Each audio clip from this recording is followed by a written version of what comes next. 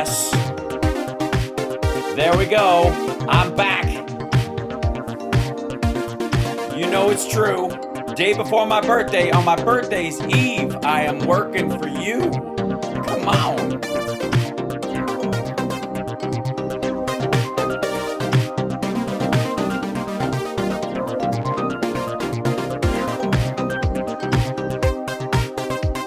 There we are. Happy Wednesday, everybody. Hit that like, baby.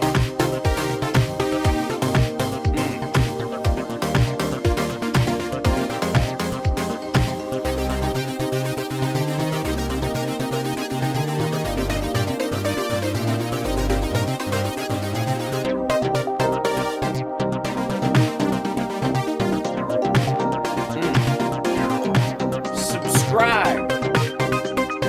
Just go ahead and do it. Yes.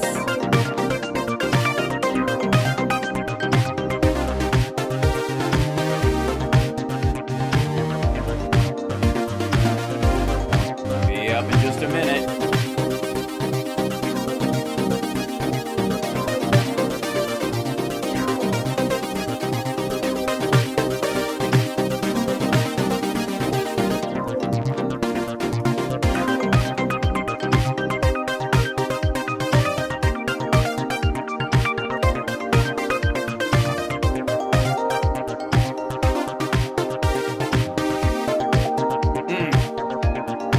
All right, almost there.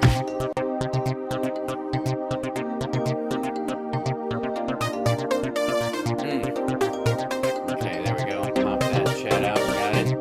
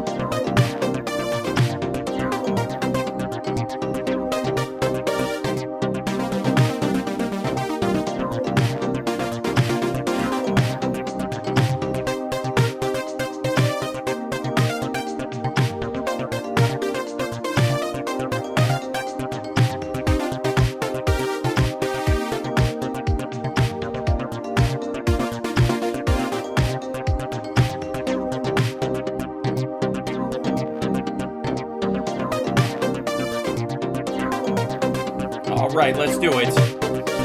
Hi, everybody. Welcome to the show. It's Hal Sparks, Megaworldwide. Let me turn my music down, bring it down with you. So I'm hanging out with you. Good to see you. It's all right. Hal will have the best birthday in the history of birthdays. Oh, thanks so much. I certainly intend to. It started off very well. I got back today. We drove to L.A. Summer went with me to the jam. But that was her birthday gift to me, is that she actually came to the jam with me. And I greatly appreciate it.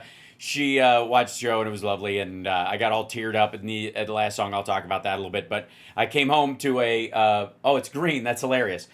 My mom sent me you'll have to hold the words up. So happy birthday. Right there, yeah. It's a green card, so it's a little hard with the green screen. That's pretty funny. But it says, this is from my mom. For the record, this is from my mom. Happy birthday to someone who's smart, fun, charming, and all around great. If you weren't you, I'd swear you were me. Now, does that sound like my mom or what? I know all of you are like, that explains a lot. Yes. So, anyways, it was lovely. And I also got some, sort of early gifts. I got a mountable AI ribbon camera that will go into my Jensen Nano computer that I'm building an AI out of, that will be an offline AI. Yes, yes. If Skynet rises up, it will have like little Hal's AI Rocky to punch back. And so that came with it, along with this kit of like sensors and attachments that you can put onto you wire them to a board, and it's from a company called Lonely Binary, which sounds like a right wing joke at the expense of trans people, but it's like all these little segments right here. All of them have different things. There's a microphone or speaker or something, and you can wire them. They're like little modules that you can wire to a computer and give it. Oh, the Facebook stream is it funky? Is it okay? It seems all right. I'm looking. It seems to be up on my end. Fingers crossed. Facebook's being very mean to me. Probably doesn't like my titles. I'm lucky I'm up on Twitch. But in the meantime, also a small touch screen that you can also adapt into a 3D printed form, wherein you might put said AI and perhaps attach wheels. Nerd alert! And then, of course, a PicoMate testing thing. This is really for Raspberry Pis. Yum, delicious. But it's a way you can test the wiring for things that you're routing through. Oh, there's buffering on Facebook. That's a Facebook thing. It's not on my end. You might have to reload the page or something like that. I will continue to check, or go to Instagram. Are we fine on all the other channels? I think so. Let's check in with the chat. How about that? Greatest chat room in the history of the world. The Sparklers, also known as the Halosphere. Good to see you guys. There you are. Birthday spoof, good on Twitch. I have this whole Kimmel thing had me come up. I came up with a great idea. I'm not going to give it away right away, but it's pretty spectacular. And it's going to take some work. So every time some always throws a monkey wrench on stuff I'm planning. And so I'm going to, this is just it's a new goal. I don't know if you guys, well, some of you do, certainly.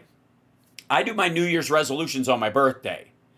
And New Year's resolutions, I believe, should apply to your new year. Huh? Oh, thanks, Sydney. The Aussie thing was lovely. By the way, for those of you who don't know, this is where I was last night. That's me right there. Yeah, it was pretty fucking great. It was a packed house at the Whiskey. Feels good. It was a sweet, sad moment when we did Mama, I'm Coming Home at the end. And yeah, it was pretty extraordinary. So, anyways, that's where I was. That's why I didn't have a show yesterday, because I was singing at the Aussie tribute at the Whiskey, and hosting the show and bringing everybody around. It was just great, and a lot of great musicians showed up, and yeah. And I put a couple of posts on my Instagram, and people filmed the songs, so I'll put up pieces of those too on my channel. I'm going to start adding those to my channel. Maybe it'll help me with my subscriptions. But it was super lovely. It was great. And Deborah saw Jimmy Kimmel last night. Toshi, his I guess his band leader or his musical supervisor or what have you, the guitar player he has on the show, came and played with us last night too. So he joined us in a triumphant return as well, and that was lovely. I got to give him a hug on behalf of everybody and send that hug along. Yeah, was Caleb there? He was not. His friend came. I tried to get his friend in on the list. I never heard because I was busy working, but I think so. You just keep thinking things, Hal, is what you're good at. Well, that's the thing. I'm gonna keep my own. Yes, I'm gonna keep my own. Machine running, because I'm not getting any help from anyone. And I also I brought this with me. This little dove with the head bitten off. That was from. It's from this Aussie action figure I have. One of the McFarlane things. They give you a bunch of these to lay around the base, like he's eating a bunch of bat heads and dove heads. So I had this in my pocket during the show. So it had magic. It's been charged up with good juju. Yeah, I thought Jimmy's monologue was fantastic. I have famously, not gotten along with him in particular over the years for just stupid stand-up reasons that don't come from my direction. I don't carry shit around like that. But it was weird for a while. That left a long time ago. Early on when he got the show and his child was born and his kid had, I believe, a heart problem when he was born. And, Jimmy went through all that. And, I and everybody else sent their love out to him while that was happening. Luckily, his kid is healthy and happy and great. But it's one of those things where it anchors you and you even if people think that you have hostility towards them, you want to bury that in their mind, even if you because I don't carry it around, but if they think you are, that can bother people and whatever forever. And so at least I can take that off the ledger. Thank you, Jolie. Yeah, I cried too. I choked up when he said, I never meant to make light of the death of a young man. Like when he broke on that, I get it. It was honest and heartfelt, and that's why the right is so confused by it, as I will show you today with some of their responses, which are, petty and silly and all that kind of stuff. And don't worry, I will continue to do all the wackiness that I am proud to do in this situation. I want to show you one other picture from last night, which is pretty friggin'... Let me shrink this down so I can show it to you. I don't know why it jumped down, but... move this over here. Yeah, there we go. I got to tell you, one of the joys of my life is that when I started going to Second City when I was 15 years old to take classes, and I was, I became kind of, a young and alum of Second City. It became a second home to me. And you go into these places when, it's like, I suppose when people work at a bar or a club, when it's closed and you're behind the scenes of it and you just get this familiarity with it. And when it's someplace that you have a lot of respect for the history of it, it's very touching to experience that history and be a part of it. And so when I was a kid, I'm in Second City and I'm walking around and behind the cyc of the main stage or going to the other rooms or past the toilets that Ed Asner used to clean to pay for his classes there. No shit. And you walk around and you're like, I get to be here. This is amazing. I get to feel at home here as somebody who works in the art around it, which I love and respect. It was amazing when I was, 15, 16 years old experiencing that at Second City. And I still feel it to this day. When I go to Second City, I get these little palpitations. It's just, it feels like home, right? The whiskey is one of the places I never thought that would happen to me. But because of the jam, because of doing it for years as a singer, and then eventually, now I host and sing and am the presenter of it, and making sure that it continues, and continues to gain strength. And this was, by the way, our biggest audience ever. So pretty great time. That to be able to show up there for sound check and walk around and put your stuff down and just realize just how relaxed you are in this space, and know all the sound people that work there and the staff and even some of the young 20-year-olds who work as bar backs and stuff. Those guys are so fucking great. They're such good people, and it makes my heart swell every time I see them. So it's such a lovely thing to not only the performance part of it is extraordinary, and I was at the end of Mama, I'm Coming Home, I was a wreck, and everybody was being very nice afterwards and coming up and being very complimentary and very sweet. And I was like, don't be nice to me. It'll just make me cry. But we all had this kind of moment together as a crowd for Ozzy. So anyways, that was great. And so at the same time, if people are watching Jimmy come on the air, and he's genuinely having these emotions about the seriousness of what he's been through and what he meant and how he cares and what comedy is good for. and how he, and I gotta say, how he brought up Erica Kirk's, forgiveness of the man who killed her husband, and how that is something that we should all aspire to. And I said that right away, and I'm so glad he said it. And I feel like we have a responsibility to always remind ourselves of that. Yes?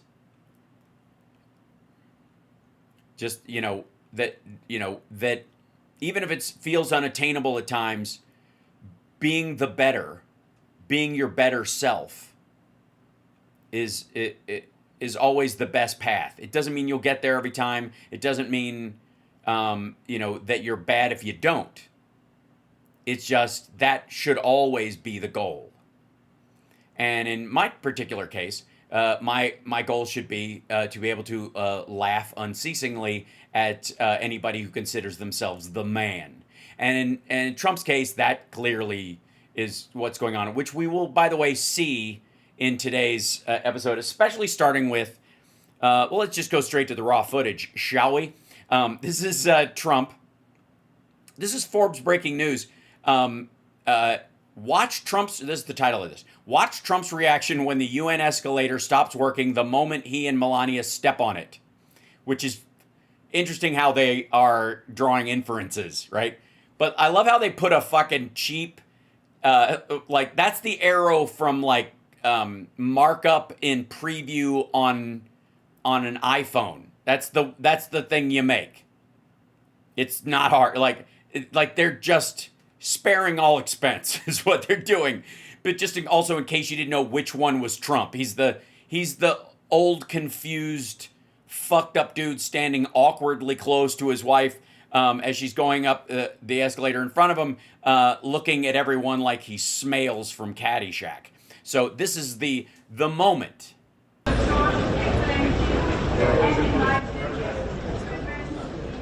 And you got to understand, he's got all these people around him. He's, support and all this. This is the I'm the most important person in the world moment. Also, she is, I don't know if you've noticed this, she's been his handler lately. So she's holding hands with him, which she used to never do. And one of the reasons why she's doing it is because there were a couple of times where he wandered off the path when they were coming from the helicopter or other things. And she's kind of, he used to yank her back and make her stand there. She's now doing the same thing to him. That's why she's holding his hand. Also, maybe that's where the other bruises came from. I'm kidding. Okay, here we go. Mr. President, any deals with Zelensky and Putin? Mr. President, any deals with Zelensky and Putin? Ultimate of Russia and NATO airspace. Mr. President.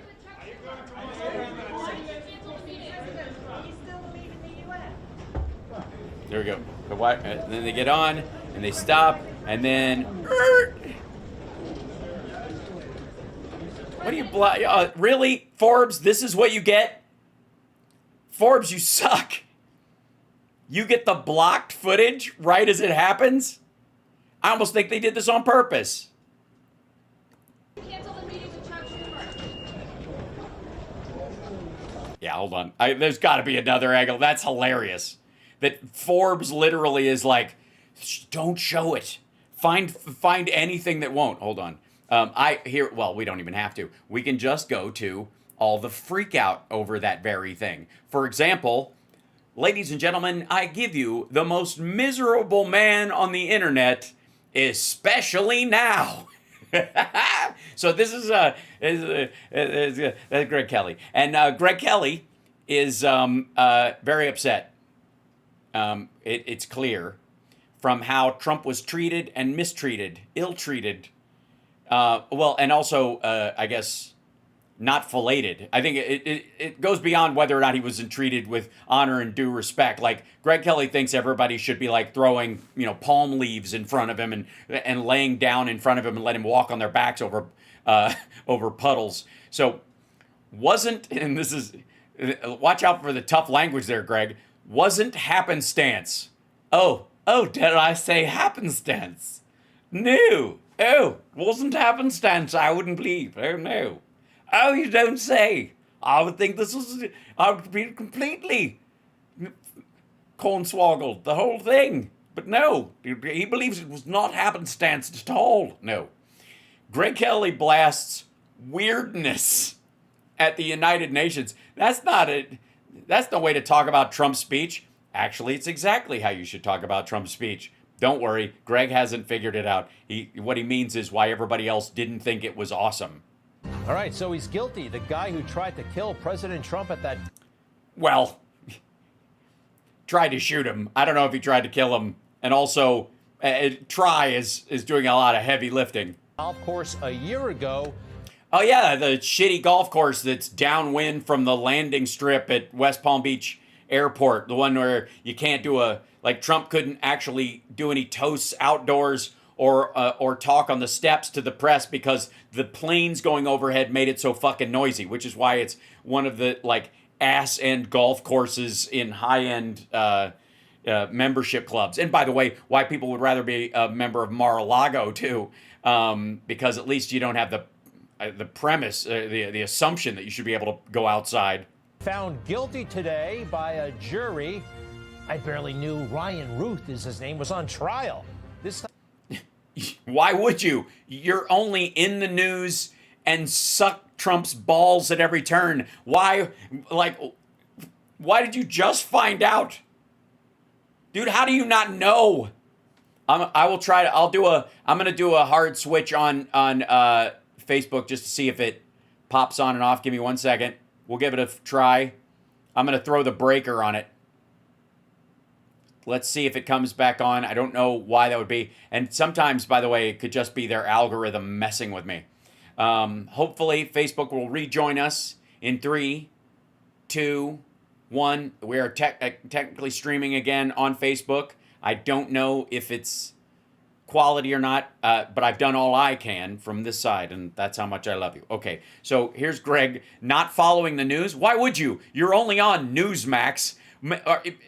Here's a thought. You ever thought of changing the name of your fucking network? Since obviously you're nowhere near the maximum level of news. Fuck, you didn't know that the second dude who tried to off your favorite guy in the world, fuck me, was on trial, was defending himself, was like, just had to be told by the judge, Eileen Cannon, by the way, the same woman that like basically protected Trump and threw out the case against him, that you didn't know that woman was involved. You don't. It's okay. I don't know whether you should. I don't know which word you should knock. Should you knock Max off or news? I think news. I think just Max because you can just assume whatever the fuck you want. Newsmin, yeah, sir. Mini news. I don't even know the guy was. I don't even know the guy was. I don't know. Jesus Christ. Fuck, man. Just kind of happened and it's gone. No, it didn't just kind of happen. They built a case. They filed charges. He was indicted. He went on trial. He, his lawyers tried to quit because he wouldn't communicate with them. He defended himself. And whatever you imagine of that guy defending himself, it was that and a whole lot more. Then, when he was found guilty, he apparently tried to stab himself in the neck, and he missed. There was all the story that he did it and he killed himself, and it was like in the big, oh my God, and he missed. He was, I guess, he's not even really that harmed. So, yeah, he's been in jail basically since. Oh, thank you for that. Yes, I see the Discord. Thank you.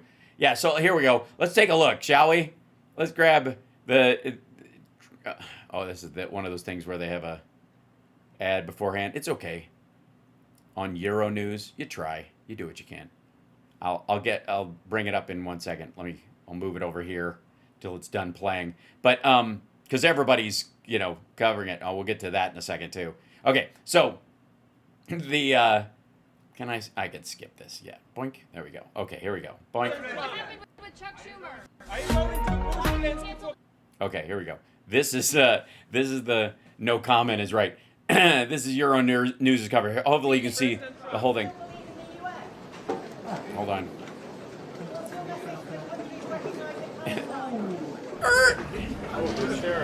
Dum dum dum dum dum dum. Can I just say, wait, back up. Can I just say, somebody just went, ooh. You know what I immediately thought of, chat room, besides my own bit about there's no such thing as a down escalator, was, where is it? Here you go.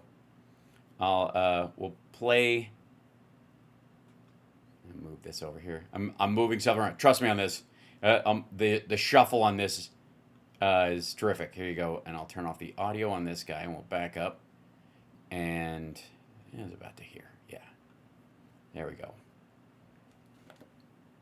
Like an escalator, man, because an escalator can never break. It can only become stairs.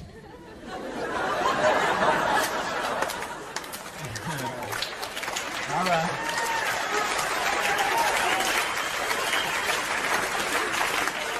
There would never be an escalator temporarily out of order sign. Only an escalator temporarily stairs. Sorry for the convenience. So I immediately went there when that happened, because I was like, especially, well, actually, I will say I immediately went there when he started bitching about it, right? When he was like whining about the whole thing in front of the UN. So, yeah, Mitch Hedberg, we miss you, buddy. It's. There we go. So let's go to this business. Here we go. So, like, Greg decides to open his news show with an example of how out of touch with actual news he is, especially the shit that should be extraordinarily important to him pathologically as a Trump sycophant. Just like the 2 assassination attempts just happened, no, there's more to this. Yes, there is more to this, like a year and a trial and all kinds of stuff. And also, Trump said there was nothing to it. They're just loonies. So obviously, take it up with him and his Justice Department. Anyway, guilty on all counts, from weapons altering to attempted weapons altering. He fucking, like, he used silly putty to put the fucking like, what he had I don't even know if it was a real scope, like he just had like a scope from another gun, like duct taped to the top of this busted AK-47. The dude from the ATF that was supposed to check the gun said it misfired all the time, that there's a very strong chance that he could have like, Trump probably would have been safest if the scope worked, because if he pointed it directly at him, that's the least likely place where the bullet would go. Like, this was a fucking, he was duct taping it, you dickhead. Assassination, and he will spend most likely the rest of his life in jail. He hasn't been sentenced yet. This is the drawing of him stabbing himself in the neck, with apparently the emo guitar player from that replaced Navarro on Jane's Addiction jumping in a suit to save him, and why he looks like John Kerry, I don't know, or Ted Danson. Is he going to play him in the movie? 9 years old, found guilty on all counts. If you look at the sketch there, he's trying to stab himself in the neck with a pen. Well, is he though, Greg? I mean, there's a lot more to this. You think it's that simple? I mean, that pen came out of nowhere. That was his reaction. Take that full, all right? You can see he's got a pen right there. Yeah, it's a drawing, shithead. It was already full screen. We saw it. That's him. And the U.S. Marshals are trying to save him from himself. The guy is obviously a nut. Right, yeah. I mean, you could tell by the way he duct taped his fucking gun together and put up, like, plates in sort of a little, I guess, is building his own little castle on the green. But the whole thing is incredibly weird. Thanks. All right, slow down with all that techno mumbo jumbo. It really weird. That's okay. President Trump playing golf on that golf course. Do you realize your staff hates him or they wouldn't pick pictures like this. This is not a hero shot, Greg. He looks like he's like, oh God, I just shit. Like he looks like he realized as he was swinging that poop was coming out and he couldn't stop it. And he was like, not again. And then they freeze frame it and it's an ad on Fox for butt suppositories. How the Secret Service actually said the president was not supposed to be there. They actually said the president was not supposed to be there. What he does every Sunday, he golfs. We know that about. Yeah, but he changed his schedule. But the idea, by the way, that's part of this conspiracy theory that somehow Ralph knew that he was, he had changed his schedule. Like, they drove from Mar-a-Lago together, you dumb motherfucker. And he didn't always do it. But he watched the timing of it because you could see the fucking motorcade. They know that about him. But they emphasize time and time again, he was not supposed to be there. What are they talking about? And the shooter is I don't know. I think they're just being weird. just this mystery man. Yes. International man of mystery in a fucking peach t-shirt. And moobs. Man of mystery. Ryan Ruth. A couple of things about him. He lived in Ukraine. Now, Yeah, and they told him to go pound sand. what was he doing over there? How did he get there? Why did he pop up He took a plane. in a Blackstone commercial? It's totally absurd, kind of. Yeah, kind of absurd. I feel like that should be your autobiography. You know, we had another successful presidential assassin, probably part of a broad conspiracy. Yeah, if you believe that. He lived in Russia for a number of years. Ryan Ruth lived in Ukraine, Lee Harvey Oswald in Russia. Okay. Yeah, you realize they're kind of the opposite ends. I guess technically speaking, this guy killed a Democrat. He was living in Russia, and the idea is that the guy who lived in Ukraine was maybe trying to shoot a Republican, although he voted for him. Dummy. So maybe that's the Ukraine split, because Russia in 1959 and through 1962 owned Ukraine. Shithead. It's just bizarre. It's weird. It is weird. It's also weird that Matt Taibbi got his career started doing a zine, and that Scott Ritter can say nothing bad about Russia after his time that he spent there. And it's odd that all of Trump's fucking loans come from there. And Ryan Ruth is, well, this is what he sounds like. Every day in my interactions with everybody, you know, every one of us is responsible for the outcome of this war. Every one of us, you know, by our actions and what we do. And, you know, when I call back home and say, hey, I need $5 so I can, you know, put enough money together to get a vest for a Ukrainian, and I get no response, I'm like, I'm not sure that the world is as wonderful as I once thought it was. Yeah, it's our problem, not your problem. It's us, not you, huh? Well, Greg, I'm sorry. Did he call you? Is this what we're finding out? Did you guys used to hang? he's weird, and so I'm sorry, the Lee Harvey Oswald Ruth thing, both that's just weird, but it gets weird. Yeah, there is no tie. I guess they're both technically in Europe and they're not in Asia. When the Secret Service, when you factor them in and their response and the weird stuff this guy said, his name is Rao. He's no longer with the Secret Service. We think they have all these ways of maintaining their pay and little sinecures, little hiding spots in the agency. Well, then he probably is. If he hasn't been let go, or he didn't decide to leave because he couldn't, guard Trump in earnest. But right after this happened, he spoke, and a lot of things are just not adding up. Still. Yeah. Even after you, wait a minute. I'm having a hard time believing that you still have questions after all the attention you paid to the trial of Ryan Routh and all the details that came out in it and the witnesses and you didn't even know what was happening. Oh, gee, that might be one of the fucking reasons why you look back at the initial reports and are confused. Jesus. What we did yesterday was exercise our emergency plan based on the number of tactical assets and the highest level of protection that we are providing. Yeah, they did. The dude never got a shot at Trump. There were guys, the two forward guys saw him, exchanged fire, he ran away, they chased him down and caught him. Yes. Does Greg, look, I know Greg's fucking stupid, but does he think Trump was injured twice? I'm serious. Does he think that, like, Ralph got a shot off at Trump? For real.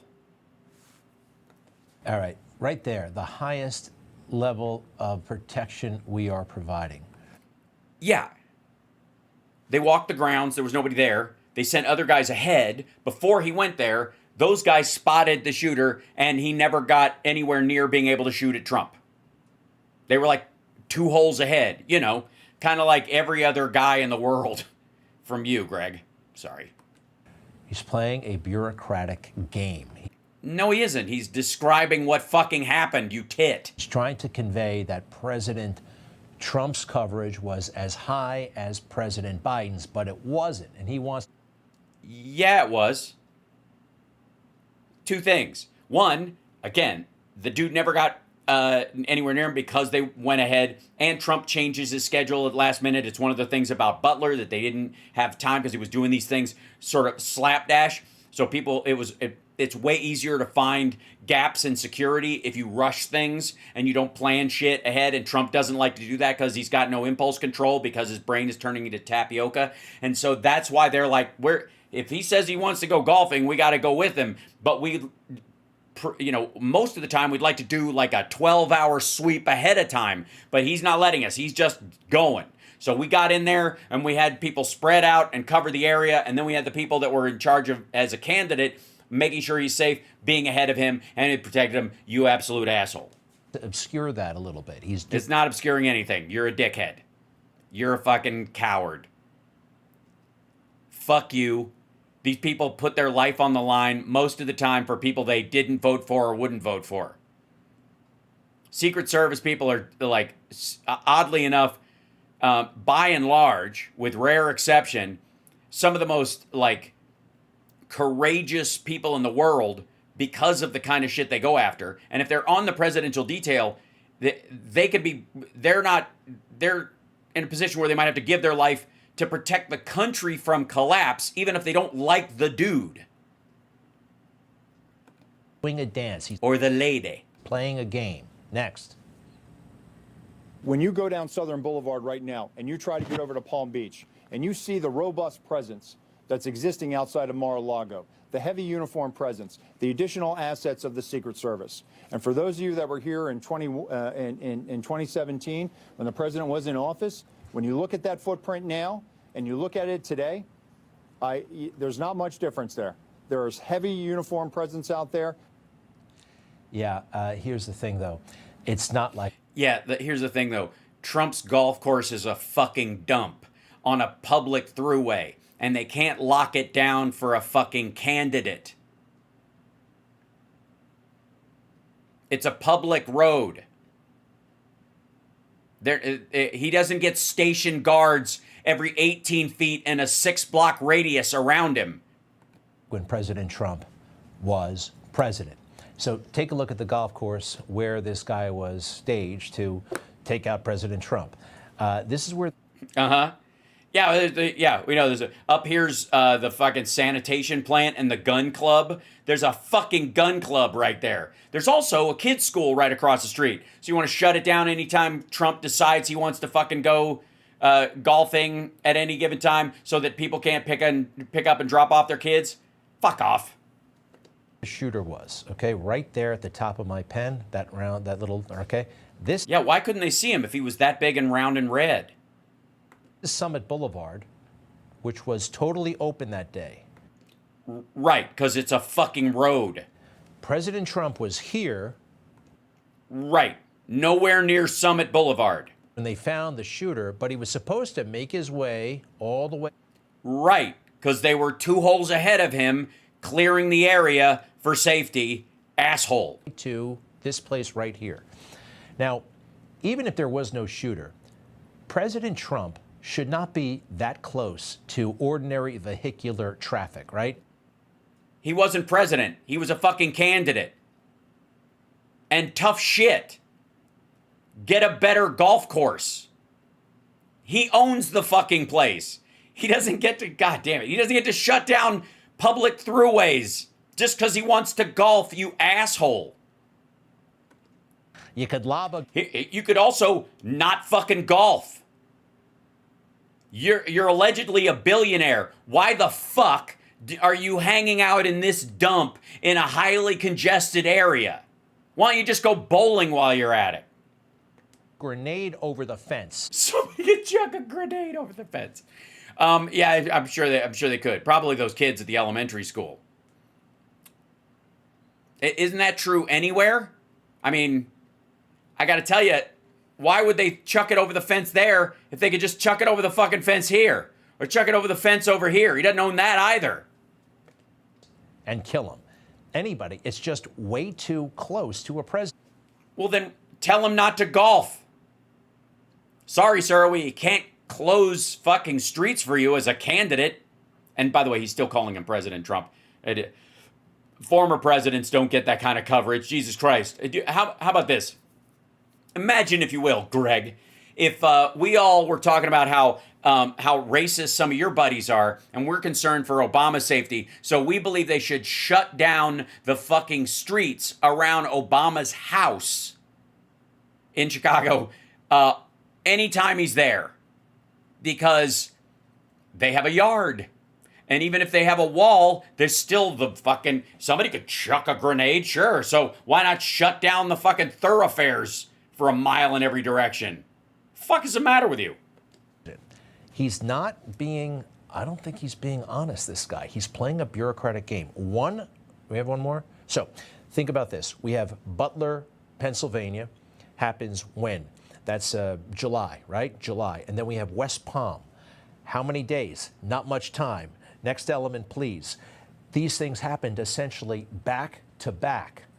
And that's crazy. They said, well, okay, this is never going to happen. We're going to ramp everything. Well, they kind of did, actually. That happened. The guy got a shot off. This guy never did. They can't magically stop somebody from trying, but they actually succeeded, asshole. More, all damage to, a ketchup packet aside, more damage done on July 13th, less September 15th. Also, not quite back to back. Just saying. There's a whole month in there. Big month, actually. Up, and they didn't. And forgive me if I can go back to Ron Rowe one more time. He blamed this on the president. Nobody, I'm still astonished. The presidential candidate. He's not telling the truth. It may have been an off-the-record movement, but the Secret Service plans for those. Yeah, no, they don't. You can't plan for his impulses, especially when he's meeting with Steve Witkoff, the guy who's basically is in charge of building Trump Plaza Gaza. Gee, I can't imagine why, since there was like a station set up for his candidacy at Mar-a-Lago, why he would want to move to his golf course and talk with Steve in private. Maybe because he put mics all over Mar-a-Lago and he doesn't have mics all over his other property, is the theory. Or at least only on a couple of the holes. He knows there aren't any. What he says. And again, what I go back to is yesterday was an off-the-record movement. Off the record. And the president wasn't even really supposed to go there. It was not on his official schedule. And so we put together a security plan, and that security plan worked. And it did. It actually did work. It was the president's fault. That's just not true. Off the record, not to brag, but I used to work at the White House, and they had... Yeah, what did you do? Change the coffee filters? The records all the time. It did not mean what that guy says it means. Hey, asshole, he wasn't the president. He was he was running for president. He was a former president, but fuck off. He wasn't the president. And he's closing down the Secret Service protection of other presidents, former presidents, and their families. The president was still on the move, but they might not alert He wasn't the president. the media. They was playing a game. I'm telling. Also, by the way, if you're doing a last-minute thing at the White House, you're moving from one part of the White House to the other part of the White House. Or you're leaving and going someplace via a goddamn, like, Marine One. He didn't pop out. Okay, he did not pop out and go to fucking dinner like he did the other night, where they had, by the way, they'd planned it for 2 fucking days. Jesus. Nobody does that. The president lives in a bubble, stupid. You. And so was his buddy there, Kimberly Cheadle. She was the first Secret Service director. I noticed something very strange when they both testified. That she was a woman and the other guy was appointed by somebody you don't like. Was that it? Folks, when they investigated this, they only Oh, thank you guys. investigated what happened on July 13th or that day in September. They didn't look into all the weird things that was happening before all of this. All Really? Oh, you mean Trump's campaign? the horrible things that were being said about President Trump.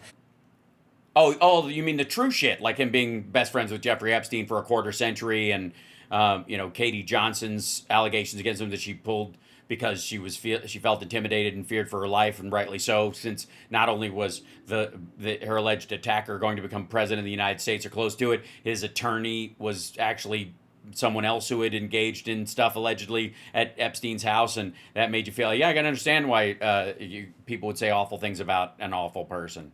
And their relationships with, I believe, sinister people. Sinister people. Like, I don't know, like the late, great Hannibal Lecter. What? Or you don't mean Stephen Miller, do you? This. The assassination attempt of former President Donald Trump on July 13th is the most significant operational failure of the Secret Service in decades, and I am keeping him and his family in my thoughts. I would like to offer my sincerest condolences to the family of Corey Comparator, a former fire chief and a hero who was killed in this senseless shooting. I would also like to acknowledge those who were injured in Butler, David Dutch and James Copenhagen. Wow, it's more than Greg has ever done. And I wish them a speedy recovery.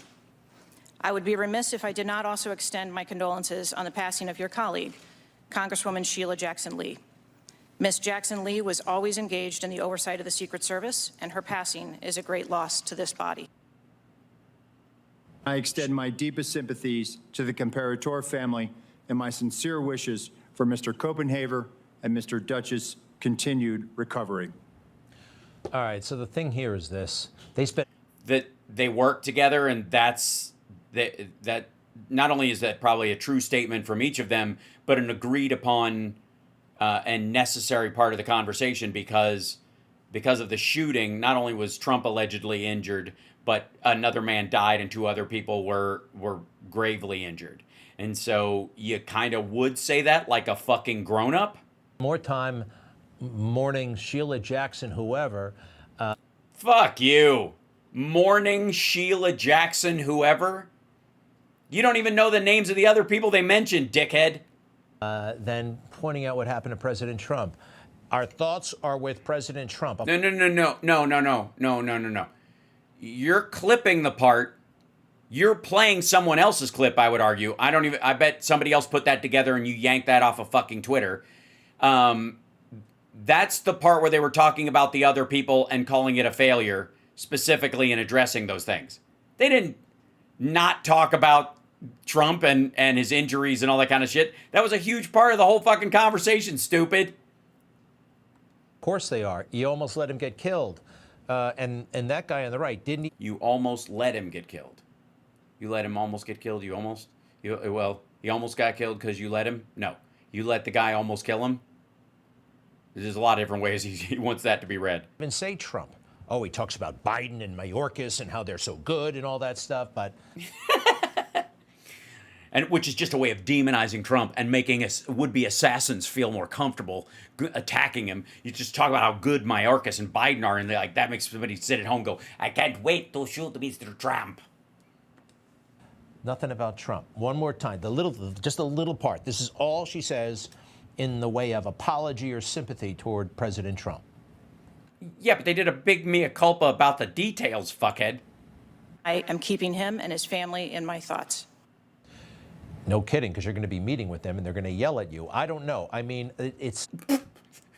Why would they be meeting with him, asshole? Biden was president last year, you shithead. God damn, like, it's so weird. This is the weirdest part. You want to talk about weirdness in this clip? Greg, Jesus Christ. But do you know what day it is? Do you know what year it is? Did you just wake up? How long were you in a coma, Art? Let's play a little game, Art. Elvis, living or dead? Living. Long coma, Art. Long coma. There's something suspicious about it. And her. No, there isn't. Very grim, right? What's she supposed to do? Fucking smile? People just died, you dick. And but I also think she's very grim. Yeah, where's the when's Rip Torn gonna come out and be the spokesperson for the fucking Secret Service? Ha ha! Throw fucking confetti in the air. She's grim. This guy just died. 2 other people are like physically impaired for the rest of their fucking life, and Trump was nicked by a piece of glass from his teleprompter and had a massive, I don't know if you know, but the ear bleeds like more than anything. You know. They called... It was Rip Taylor, right. Yeah, there you go. Her out of her target. I did, right. Rip Torn was in Defending Your Life, and we love him for that. And Joe Biden did. She worked for the Bidens, very close with the Bidens, and also very close earlier in her career with the Cheneys, right? Dick Cheney. Yeah. So she was obviously I'm going with a communist. Probably a communist. I find this incredibly, well, what did Dick Cheney, what did he think of Donald Trump? Okay. So she's on marching orders from Dick Cheney to let Trump get snuffed. That's the prevailing story. I got to tell you, everybody wants a chunk of the Alex Jones pile, and we've got, hippie Alex Jones from Rusty Trombone. We got dweeb Alex Jones for Tucker Carlson, and I guess is he like Greg is assistant manager Alex Jones? I'd like to speak to your manager. He's not in today, but I'm in charge of the store until somebody who knows what's going on shows up. He's the assistant manager, Alex Jones. In our nation's 246-year history, there has never been an individual who is a greater threat to our republic than Donald Trump. What a reckless, terrible thing to say. In our history, there's never been an individual who was a greater threat to our republic than Donald Trump. Well, you've won me over, Greg. I'm never going to vote for that guy.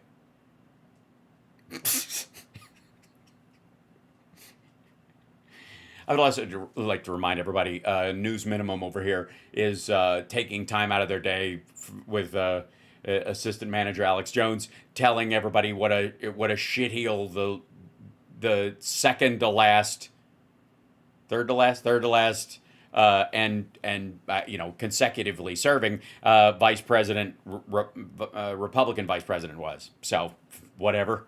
So, I think I know what happened. Well, I have my suspicions. Please tell us. If you let me guess. Building 7. That, and you take an oath to support and defend the Constitution against all enemies, foreign and domestic, you almost have a duty to let something bad happen to the greatest threat to this republic ever, right? I'm suspicious. I remain suspicious. And quite frankly, some weird stuff happened today that... Uh-oh. Some weird stuff happened today. So you were on the bus, and you swear to God you had $10 in your wallet, and then you looked again and it was gone. Kind of suggests. Yeah, you're right. 2 assassination attempts and an escalator lockup. It's all come together. Can you believe that's how we got to the fucking escalator? That's amazing. Greg Kelly. And I don't know how anybody can lose their paranoia erection so quickly. Just woo, woo, woo. Like you were going strong, buddy. 2 assassination attempts, right and left, apparently subversively trying to take out Trump, and these assassinations have one right after the other, and then the escalator stops. They're trying to kill him by making him trip and fall into Melania's extensions. First they try to shoot him in Butler, then this guy tries to shoot him on his golf course. Then they take his favorite thing away. They shut a gold escalator while he's on it. It's a warning. They're telling him, yeah, remember when you came down the gold escalator? Now you're going back up, and remember how you've been talking about whether or not you're going to get into heaven? You're about to find out, you old fart. This is the... Oh. Thank you, Greg Kelly. Thank you. Because I got to say, like, all this shit was so stupid already. Dum dum dum But dum dum dum. You've outdone yourself. Stupid. Dumb, silly, stupid, dumb, dumb. You've elevated it to a level of moronic that I don't think any of us were ready for. It's these precious gifts. Sorry. These precious gifts that we just, we don't want to overlook them when they show up, Weirdness of this nature. You saw that the escalator situation? No, I didn't notice. Trump seems to think that the person in charge of running the escalator is over his right shoulder. I don't know why anybody would think that. Unless he's going to turn around and go, okay, who shut off the escalator? Meanwhile, we're going to find out later that he actually rested his hand on the emergency stop button and didn't look. Dump, rimp, dump. I just... Dum dum dum dum dum. It's so good. The escalator stopped working? It did. Or did it? Maybe it started working for the plan. Hold on. Do I have a sample music? I wish I had a dramatic sting or something. Like, I don't know. Like, I don't know. No, that's not it. Tap dance. God damn it. I'm going to have to make one, aren't I? Yeah. Well, this'll do. I've been caught on like 5 elevators in my life. An escalator has never stopped working mid-escalation. Take a look again. It just stops. And President Trump, why did you cancel the meeting with Chuck? it's not going to stop them, of course. Watch President Trump when he gets to the top. He knows something's up.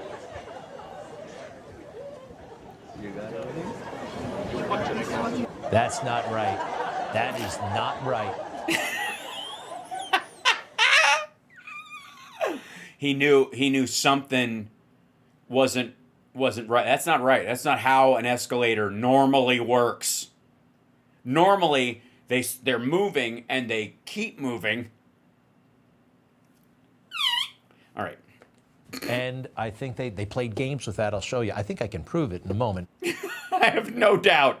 They also played games with this teleprompter, his great big speech at the United Nations, and they turned off the teleprompter. No, they didn't. His own people run his teleprompter.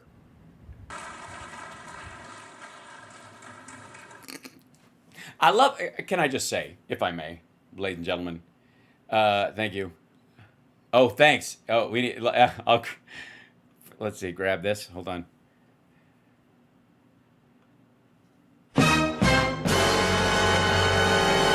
Good idea. Yeah.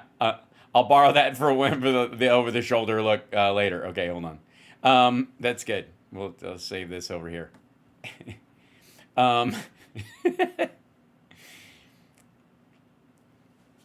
Yeah, I'll have to pull that one, the actual sound effect for it. Can I just say one thing that's glorious about Greg Kelly? A blessing. There's a lot of blessings. I just want to say that. And by the way, guys, thank you so much for the super chats and everything, for the birthday super chat stuff. I just noticed. I think we hit the goal thing already. Oh my God, you guys are so wonderful.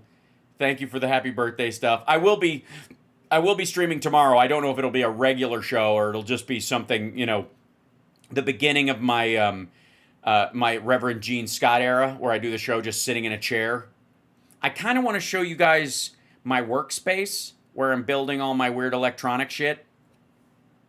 And so I might, I've set up a camera at that desk where I sit and actually, this has become like, this used to be like my music desk, my music studio thing, and then it turned into the show. So it kind of the show ate the computer. It's like just this, right? So I had to set up a whole other space because I have no desktop space that doesn't have gear all over it. So yeah, anyways, don't worry about it, Sydney.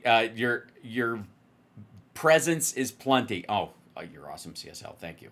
I'm going to save. Oh, do we save it? Hey, download it. There we go. Yes, I'll allow it. Hold on. I'm going to go back to here. Allow. There we go. Excellent. Dun, dun, dun. All right, here we go. Also, I have an idea. Hold on. Got to turn it on here, and then take these out, and then I'll grab this and put it here, and then I've got it anytime I want to. Holy shit, that's loud. I'm sorry. That fried everybody's cats. Jesus. All right. We're fine. I'm all right. All right, here we go. Let's go back to Greg Kelly. Now, what was I saying? Oh, yes. So let me make this point about Greg Kelly and one of the gifts that he gives us. That he may not even be aware of the joy and the gift that he gives us, but it's that every time he gets upset about somebody mistreating his hero, Donald John Jeffrey Epstein's running buddy, Trump, he has to show the embarrassing moment. He has to show the shitty thing that happened to Trump, which is fucking hilarious, so that he can show you why he's so outraged about it, right? Why he's so upset. So he shows all these embarrassing moments of Trump thinking, can you believe this? And it's just fucking hysterical. Like he's going to show that, he'll probably show that escalator footage more than anybody. He practically has it on a loop. And the same thing with this moment in the speech where Trump bitches about his teleprompter. Thank you very much. Very much appreciated.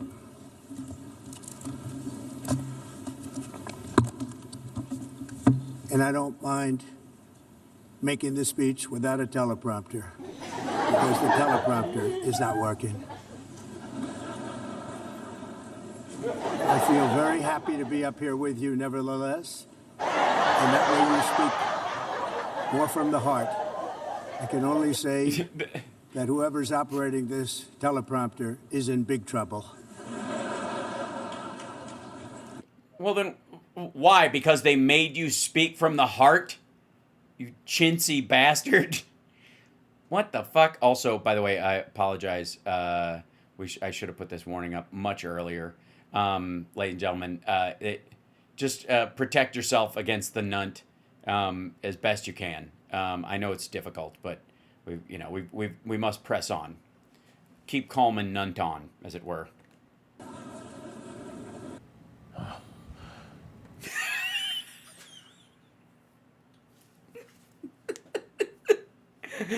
I don't know who's more upset. Trumpet just being made to look like an ass by his own admission. It's not that the teleprompter's out. He's got the speech in front of him. He could go like that at the teleprompter, but he'll read that, and then when it comes up, start reading from there like a gentleman. But he's just a whiny bitch, so that's what he does. But I don't know who's more upset, Trump, who's obviously a whiny bitch, or Greg Kelly, who's he's embarrassed on his behalf.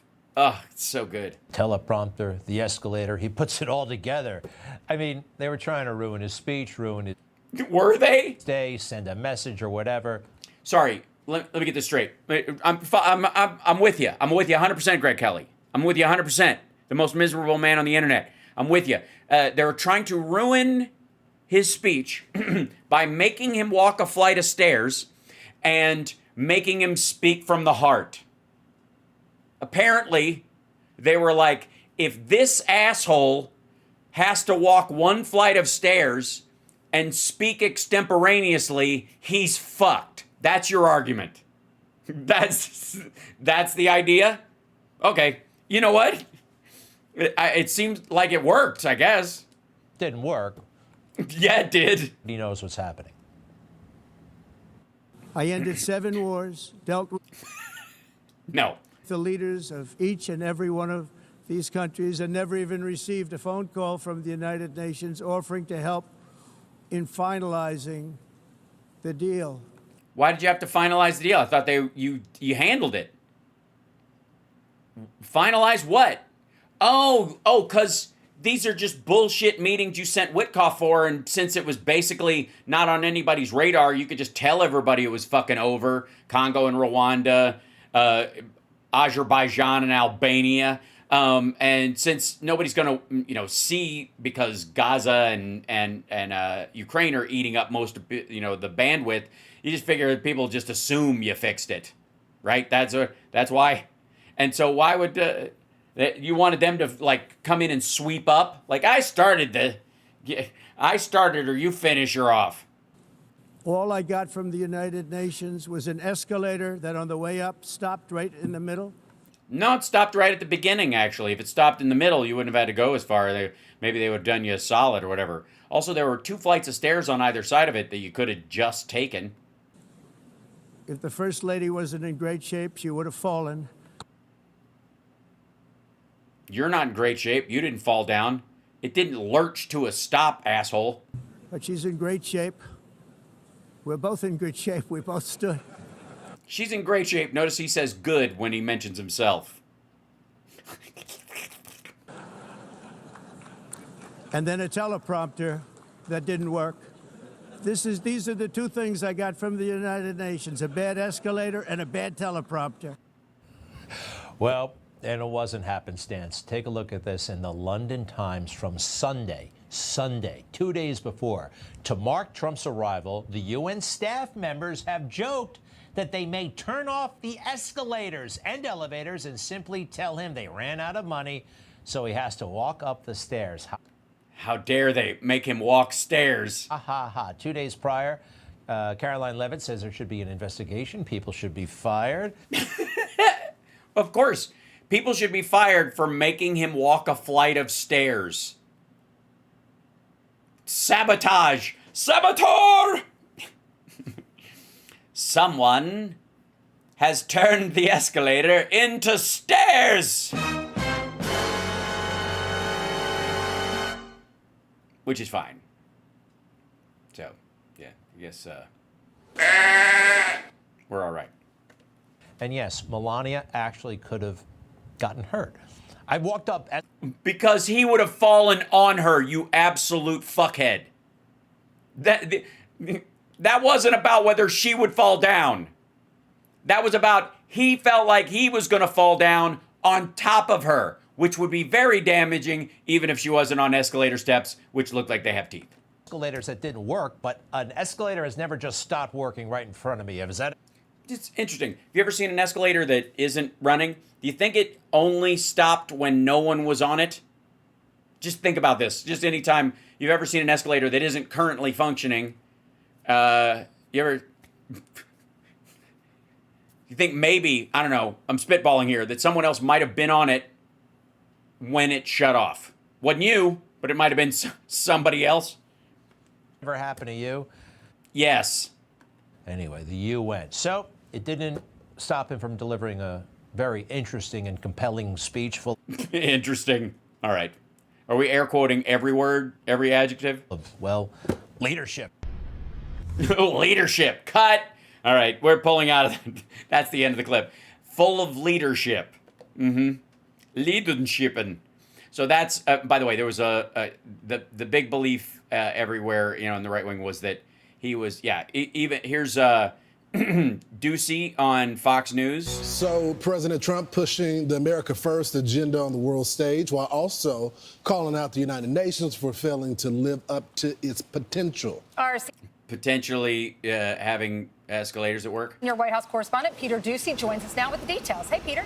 Good morning. And a good chunk of President Trump's speech was explaining chunk is a good word.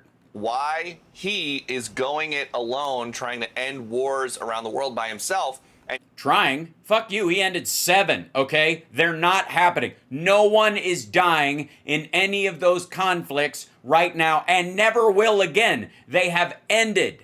India and Pakistan are brothers again. They're going to form one country. Azerbaijan and Albania are like, what were we fighting about? I don't even know. Cutting UN delegates out. The UN has such tremendous potential. I've always said it. No, you haven't. It has such tremendous, tremendous potential. I'm just so disappointed as your principal. But it's not even coming close to living up to that potential. And if anybody's an expert on that, it's a second-generation rich kid. For the most part, at least for now, all they seem to do is write a really strongly worded letter and then never follow that letter up. Well, you don't want them to follow it up, asshole. You have to have the countries involved in it follow it up, because you don't. The UN isn't a governing body. It's effectively a treaty organization. Your own followers think the UN is running shit behind the scenes in this country. They think that Jade Helm was an exercise so that UN jackbooted thugs could take over the fucking country, dumbass. The whole point is to make sure they can't do anything. They can just agree on a plan for fixing things, you dipshit. I mean, there might be an argument for letting them do some things, but as everybody votes on it and they could send troops someplace and they have to be a part of it, like, right? Is that what you're talking about? Ask maggots how they feel about that. It's empty words, and empty words don't solve war. Empty words don't solve war. Ah! Wah! But that doesn't mean the White House is completely ignoring the UN. After Senate confirmation, President Trump has finally installed Mike Waltz, the former national security advisor and congressman. Great. Yeah, that's to show he takes the UN seriously. His ambassador to the UN. The president hammered home in his speech yesterday, Europe can't be buying Russian oil and gas at the same time they're demanding help to fight this war. And that has to stop. The president is going to do whatever it takes, and he's going to shift positions if he needs to. Shift positions. Oh. Hey, MAGA, dissect that sentence for me. The president is going to do whatever he has to do and shift positions if he needs to. Yeah? What would you say if a member of any Democratic administration at all, shit, at this point, any Republican administration before Trump, if somebody in their administration said if they need to shift positions, they will. How would you feel about that? What would you run with? What kind of statements would you make? What kind of thumbnails would you have on your fucking YouTube videos about the outrage of shifty Obama or whatever the fuck? Shifting positions. All right, sure. Trump gets to shift positions, and you motherfuckers will lap that shift right up. You will eat shift. To get this war to end.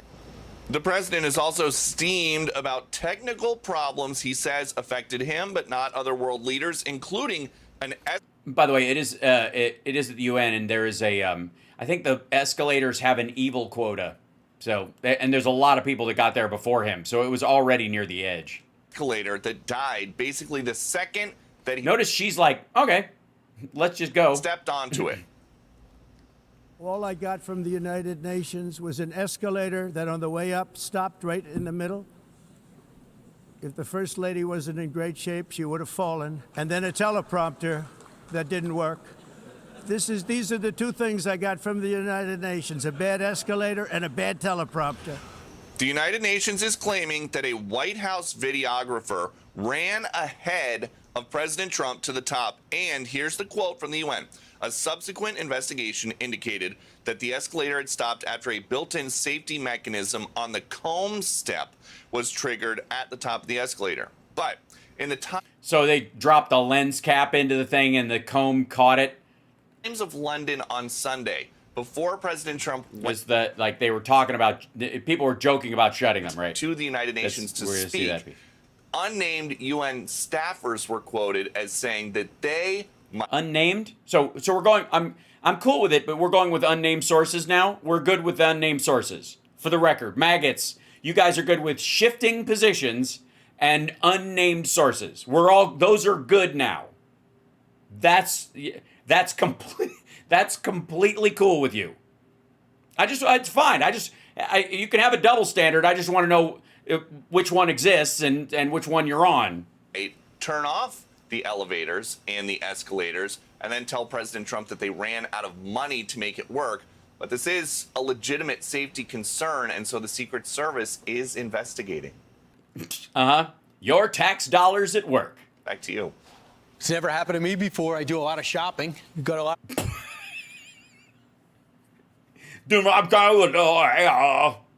I'm upstairs.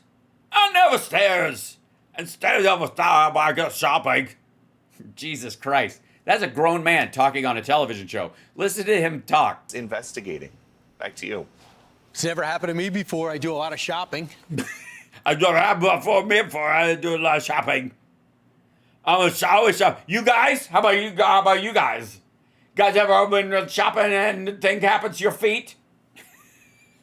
Go to a lot of malls. I go to a lot of malls. No, you don't. Second floor where the men's stuff is, because you're walking on the first floor. It never happened to me. Maybe ask around. So we're okay. So let me get this straight. We're good with censorship of speech. We're good with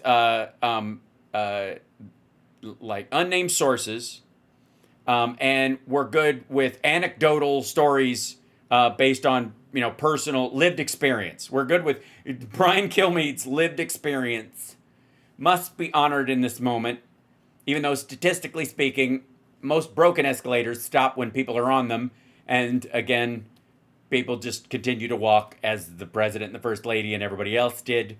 But in Brian Kilmeade's lived experience, he and Greg Kelly, when they go shopping together, have never experienced this together. As a matter of fact, when they get there, someone speeds the fucking thing up in an attempt to eject them out the skylight. That's great, and you were obviously very careful with that emergency button at the top of the escalator. But with an escalator, I've been on one that somebody hit the button at the mall. I think at the Garden State Mall in New Jersey, and it does kind of jolt forward, right? If somebody is on it. And in this case, the only person we know of who might have done such a thing was the videographer for Trump who ran ahead to get footage of his historic trip to the UN for video that they could use in his campaign-style videos when he's not going to have another campaign. If there was sabotage here, somebody doesn't know that the president and the first lady aren't going to fall down, and that would be a big problem. Yeah. Not if you're a saboteur, I think. Wouldn't that be the point? You know what I mean? Like if they do it they're not just doing it to make him walk stairs. The idea is, I think if that's how they think it would work, maybe they've tested it. I don't know, went over and hit it. Wow, that lurches pretty close. Let me check different age groups, male and female. That would have been terrible. Also, you should secure the button if you have the leader of the free world on. Yeah, I don't buy that. Yeah, where was the Secret Service? Thank you. First they fuck around in Butler, then they fuck around at his shit-ass golf course downwind from the West Palm Beach airport, and now nobody's covering the emergency stop button on the escalator at the UN? What the fuck is going on? There's a plot. It's a plot. There's a plot, and it's going to make him plots. Peter, Peter, thank you very much. Who's on button detail? Okay, everybody. Trump Secret Service detail. Thanks for coming in early at noon. He'll be up in another 2 hours. I know you've seen the schedule. Golf, texting, and yelling at something, signing something in the office, and then on the toilet writing truth sinkholes away. But there is a chance we will be going to a place we have never been before, and so we are going to have, it's the home of a donor. There is a chance, though, because this person is asshole rich, that they may indeed have an escalator. So we're going to need somebody on button duty. And then, not to be confused with Gary, you're on duty button. So if Trump, makes a, you hit the button, and the device that they brought in that, the thing we called the Walt bot rolls in, swipes out his pants, does the kind of like massive bidet thing with the brush on it, throws on another hyper sealed diaper, and then and backs away with his pants on. And remember, there's an arrow. I put a Post-it on it so his pants aren't put on backwards again. The Walt bot is not perfect. The front has an arrow on it now. I know you think the arrow should go in the back. It does not. Okay, so you're on the duty button. You're on button duty. Are we clear? All right. Break. All right. So much. Is it a coincidence? I mean, No, it's not. If you look at the button, it's made by Acme, which I think the A in Acme stands for Antifa. Can make emergency. Sorry. had the teleprompter go down. Yeah, the escalator stopped. Katie Pavlich said in the press room when they were listening to the speech, when the president started talking, the volume went down significantly. Oh, there was another thing, because the translators, a lot of times, they usually wait until your thing's in the teleprompter and then you start talking. And so he started talking ahead of time so that he was boosted, and then they were like, oh, we've got to, some people are listening with the translating devices on, and so they kind of raised they ducked the volume in the headsets, and they did it on the outside speakers, because whatever. How dare they, right, but there's a couple of things that the president brought up I thought was so great. He said, yeah, so great. The climate change hoax.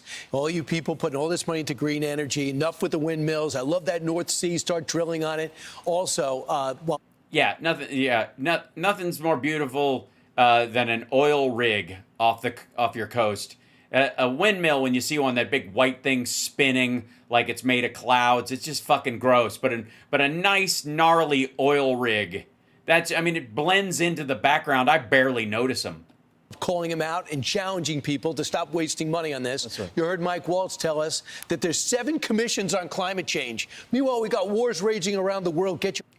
Yeah, it's the United Nations. They cover a lot of shit. They're not pulling people off war duty to work on climate, dummy. You're not taking climate scientists and people from your universities and your energy sector and yanking them off like, I don't know, fucking drone duty. Act together and control your borders. Control your borders. Your countries. And especially, because I go to the mall, and I've never been on an escalator in the middle of a war. Being ruined, control your borders. If you need any help, I know how to do it. Look what we've done. And he's not making that up. Have you seen the video of France? Do you see what's going on in London? That is out of control immigration. That's like, I don't care what my people think. I want to open up my doors for no apparent reason. The residents there, Also, what he means is Muslims, by the way. They're not talking about some of the other European countries and that kind of thing. And in England, there's they don't give a shit about the mass illegal immigration into the UK are largely Polish workers working under the table. They don't give a fuck about those people. That's not who they're concerned with at all. It's not about open borders. It's about Muslims. That's the panic that they're talking about, just for the record. Citizens there say they don't even recognize their country anymore. Yeah. And that's not saying that you don't want diversity and people to come through, but opening it up and having people bring their ideology there and not assimilate, they got radicals there. And a lot of us worry about that happening in our country when you allow... A lot of us? Your whole network's job is to worry about that. 10 million people to come across the border. Look at Michigan. Right. Yeah. See what I mean? Is obviously that he's not. What it was? Sorry, is I'm not following along. Is Michigan full of Mexicans, and that concerns you, Greg? No, I'm guessing not. Exactly. Michigan, there's no unrecognizable. there. Yeah, we played some things from city council meetings where certain residents don't feel welcome in their own city. I'm Steve Deuce. Really? Certain residents? You don't say. From whatever, like Nick Fuentes' mom, who? Yeah, the radical Polish people. Those would be Germans, I think, theoretically. So yeah, so you get the point on that one. Now, can I just show you? The next one. I'm not going to show you a clip on this one. By the way, hit the like, share the show, help the show out. Like farming is is an unfortunate part of the job. But if you guys hit the like, it shares the show as a live stream to the algorithm. So if you feel like doing that. Also, by the way, for maggots and trolls who, bless your hearts, I don't know how you hang on this long in a show like this. But here you are, just the three of us. I would recommend you hit the down arrow, give it a thumbs down if you want, because that helps almost even more. Oh, Cheryl, thank you so much. I would, but my phone is in the other room and my watch is dead because I didn't charge it last night. So I'm sorry. But thank you for the Venmo already. Bless you. I appreciate it.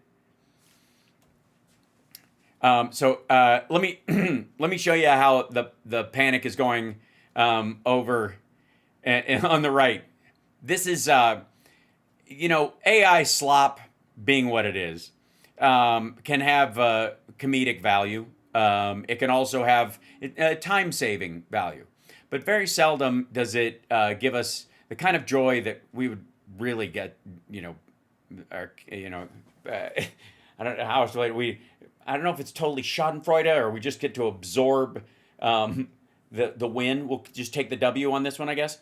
Look at the AI Benny Johnson holding a picture of Charlie Kirk on his phone up to the vampiric Jimmy Kimmel, and then Kimmel back on air.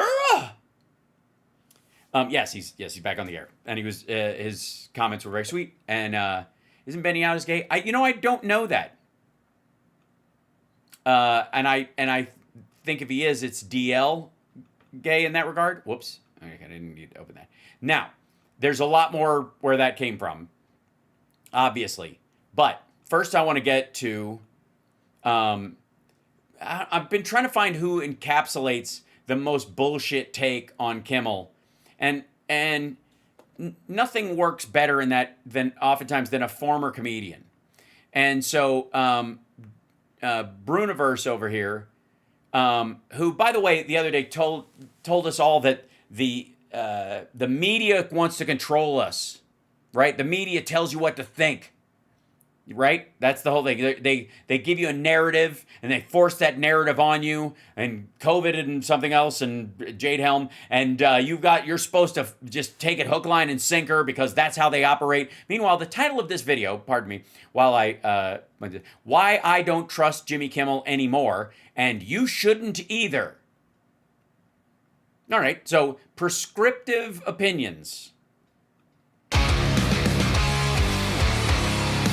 Which brings me to Jimmy Kimmel. Finally, I was waiting. You guys were waiting. I was like, when is he going to get around to it? Okay. Okay. I guess he's coming back tonight. He did indeed come back last night. And certain things, certain places are not going to air him or whatever. Sinclair Media, which owns some ABC affiliates, is not going to play it in certain cities, which just drove up his YouTube numbers anyways. And one of the things that, like, ABC is also carried in those same areas on YouTube TV, so it didn't matter for a lot of them anyways. It didn't affect the numbers. The ratings themselves were great, and the YouTube numbers were great because people watched the show and they watched the monologue online a couple of times. And it was spread across a bunch of social media stuff. So Streisand effect writ large. You know, I watched some people get all bent out of shape and they were screaming Second Amendment, Second Amendment, Second Amendment. They were screaming Second Amendment? So what? They want him killed, or amendment? Really? Well, I don't look. I don't want to judge too much, but anytime I'm around people who are yelling Second Amendment, Second Amendment, Second Amendment, I find cover. Just for safety's sake. Or First Amendment. What am I talking about? I don't know. It's funny. Second Amendment. Guns. Yeah, so anybody can make that mistake. First Amendment, stupid. Thanks for helping me out, by the way. He's live. His donkey still works. He's all right.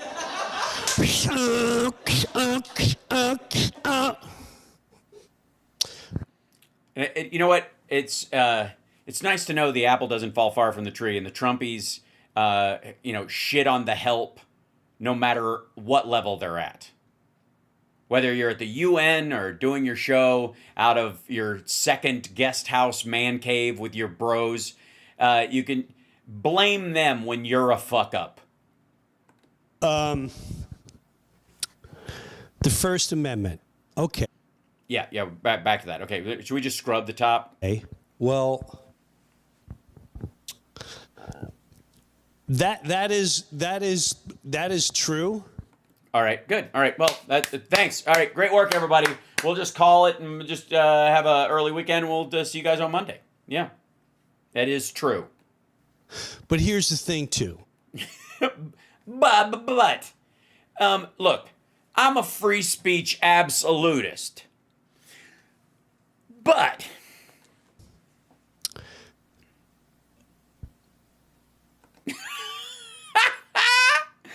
there's no freer speech than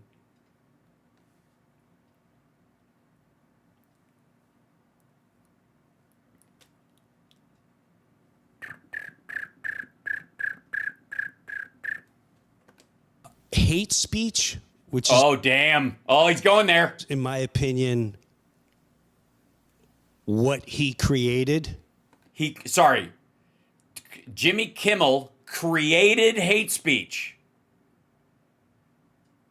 That's impressive. Like, I mean, as a concept, I didn't realize that was did he start it as a hashtag before he had his show, or I didn't even know he was alive in 1930s Germany, but go ahead. I'm not talking about his last comment. Let's start with Jimmy Kimmel. I'm going to tell you what happened with Jimmy Kimmel. He won't have me on his show anymore, which is why I hate him. And I need to make this speech, which explains why he created hate speech. With boom. With me, personally. Uh-huh. Let me guess. Yeah, it's personal because he owes you something and you didn't get it. He never said my name, but he represented me. What? And a lot of people I know, not just here in America, but around the world, that wanted to take time to think for ourselves, wanted to take the human effort, not politically, had nothing to do with politics. Yeah, it did. It had everything to do with instinct.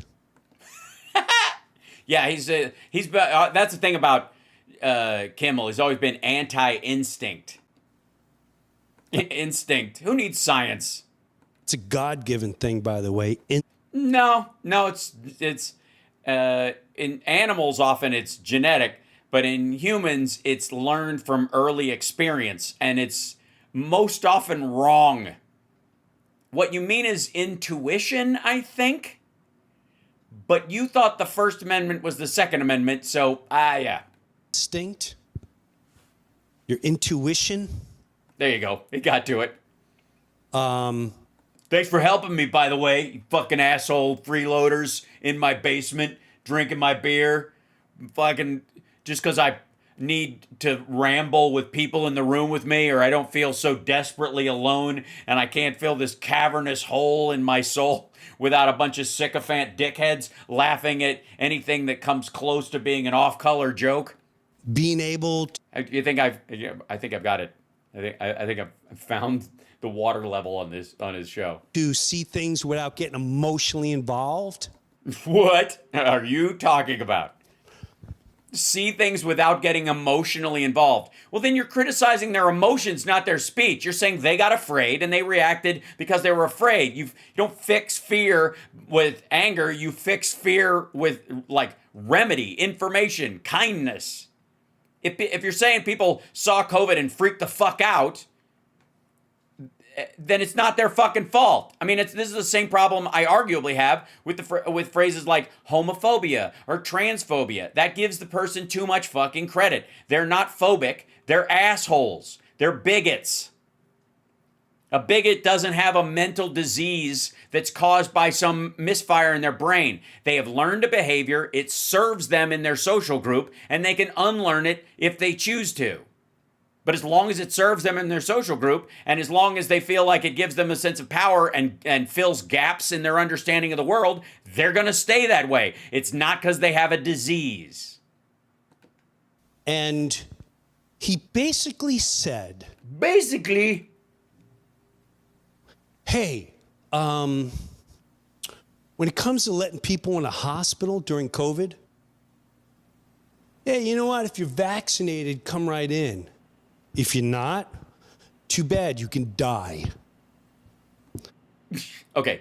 I think what he's referring to is, and I don't know if Kimmel said this directly. There may have been a quote close to this, but a lot of people were saying, like, people who actively choose not to get vaccinated, if you catch COVID and you need to go to the hospital, fuck you. Because the vaccine will keep you from getting sick. And if you think you can tough it out, then just say so. This kind of is like along the lines of like what I would say is common misconception / common sense jokes.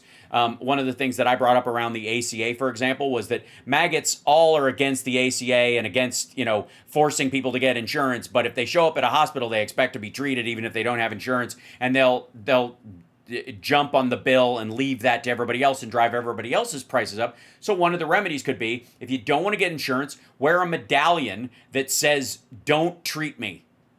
Like a don't resuscitate, but for everything. And then you go, if I get sick and I show up at the hospital, look at my medallion and go, dude, you opted out, right? That's just have that, right? It was along the lines of those jokes. Now, yes, we can argue that's the First Amendment. Yes, we can argue that's exactly what that is. But I think there's repercussions when you're that hateful towards other humans. Right, but none of them have to do with the government. That's why cancel culture isn't a thing.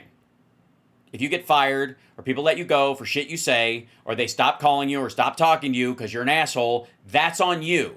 There's no governmental remedy for social censorship or your job. You're not owed a fucking job. So if they fire you for shit you say because it violates clearly defined terms of what you can and can't say while you're in their employ, then that's it. If they play fast and loose with it, or there's a gray area and you have to clean it up, which is arguably what he did, then you clean it up and you go back to work.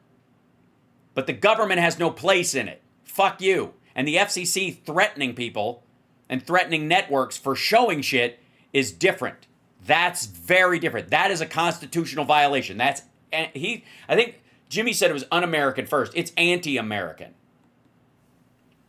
And just because you're paid really well to sell hate. Is that what he does? I haven't watched the commercials on Kimmel. I figured most of them were for toilet paper and stuff. And drugs that fix bladder leaks and also cause bladder leaks.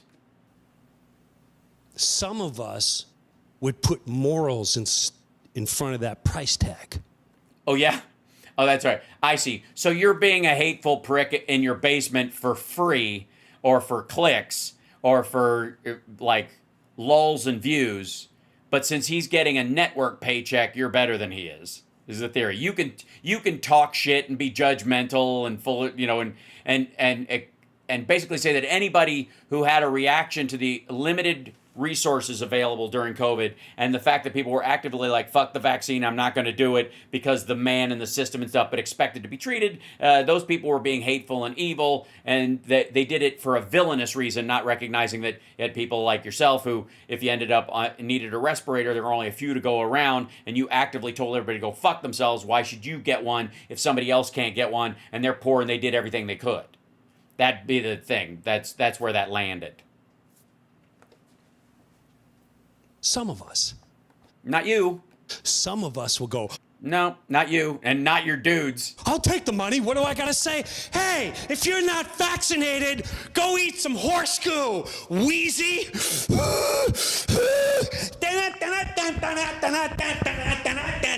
He's so brilliant. I'm so glad he's not reacting emotionally to this. That's the thing, though. They didn't tell you to go eat the horse paste. People were bragging about it. Fuck, where's my horse paste? Hold on, I think I have some.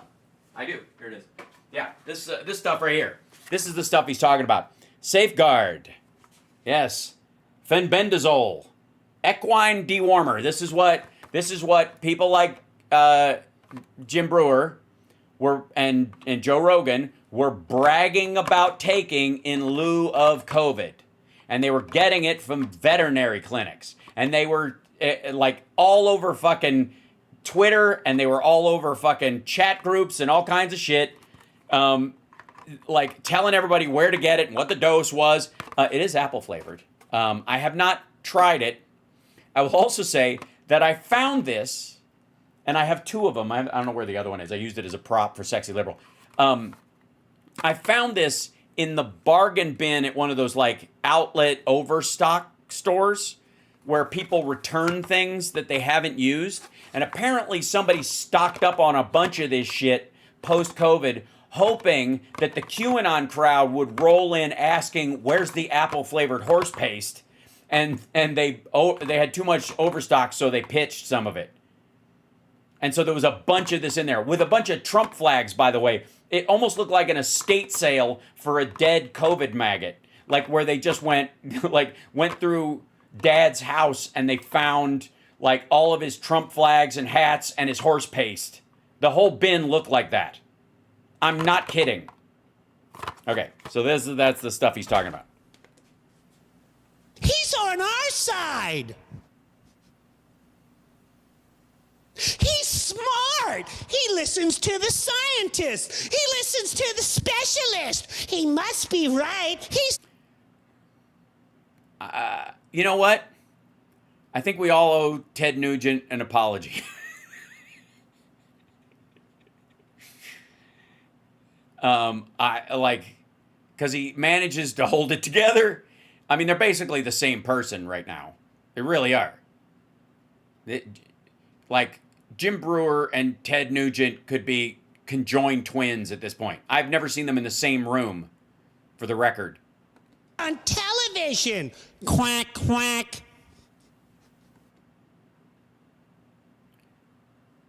Is this a duck biting your face from the side, like tilting it? Is that a duck French kiss? Or is it a honking red nose and you meant to say honk instead of quack? Like you meant to say First Amendment instead of Second Amendment? To me, that's when I went, oh, that's who you are. That's your message. You don't believe in what we say? You could die. I remember it. A lot of you remember that. Let's play the video in case you forgot it.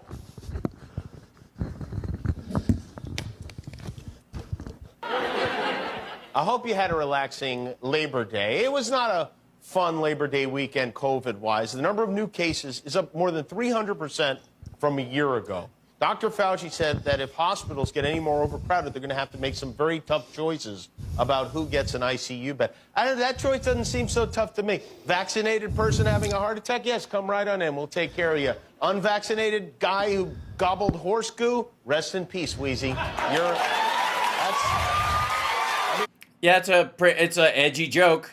It's, by the way, the kind of joke that if Brewer had been on the other side of it, he would have made. So that don't let the edginess or the sharpness of it or the fact that it's a gallows humor joke, and in the middle of COVID, by the way, affect this. Good Lord. We've still got a lot of pandemwits out there. People are still taking this ivermectin. This poison, the poison control centers have seen this spike in calls from people taking this livestock. Look, by the way, he has his mic and he's fidgeting and just just making fluff noise. But he's also up there doing like this, like kind of gesturing in this tiny little corner. And from a production standpoint, I know that Brewer's not going to take any of my criticisms to heart or to head. I don't know that there's a landing zone in either at this point. But I think at least my technical notes are worth something. Maybe arrange that if you're going to mock what's on screen and you're going to be present during it, do a little fucking homework and set up a green screen like I did, or fucking just arrange the windows a little better. If you're paying 5 fucking flunkies to hang out in your goddamn basement listening to you ramble like Roseanne and drag all the fucking time, then one of them can figure out how to space the images so that you're both there. Asshole. Medicine to fight the coronavirus, but they won't take the vaccine, which is crazy. It's like if you're a vegan and you're just like, no, I don't want a hamburger. Give me that can of Alpo instead. One of the reasons. Here you go, Jimbo. Here you go.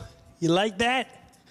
Oh, we have so many more things for you to say towards hateful things towards your fellow humans. There you go. We know you. Wait, so Brewer's just making it rain in his basement with fake dollar like bills? That, right? Do we have a good headshot on Jimmy? Psst, psst, psst, psst. Can we jealous much? Get one of those. Can we get one of these in his neck? Click, click. Sell it really good. Oh, never mind. Your buddy is. We're dancing vaccines. We're dancing. Yeah. So, just let you know the the current state of reaction on the right to Jimmy Kimmel's return is going as swimmingly as you thought it might, and I think they're handling it very well. I think if Ted Nugent and Roseanne had a baby, it'd be Jim Brewer, and they basically all share like one thought, like it's a bong they pass around. He's just a jelly douche. No, this is true. Is this guy? Yes. No, he's not insane. No. He's just an asshole. Now, speaking of assholes, I didn't do a show this morning, so if I go a little long, you're gonna have to forgive me. But I got to show you a couple of things. Namely, this one.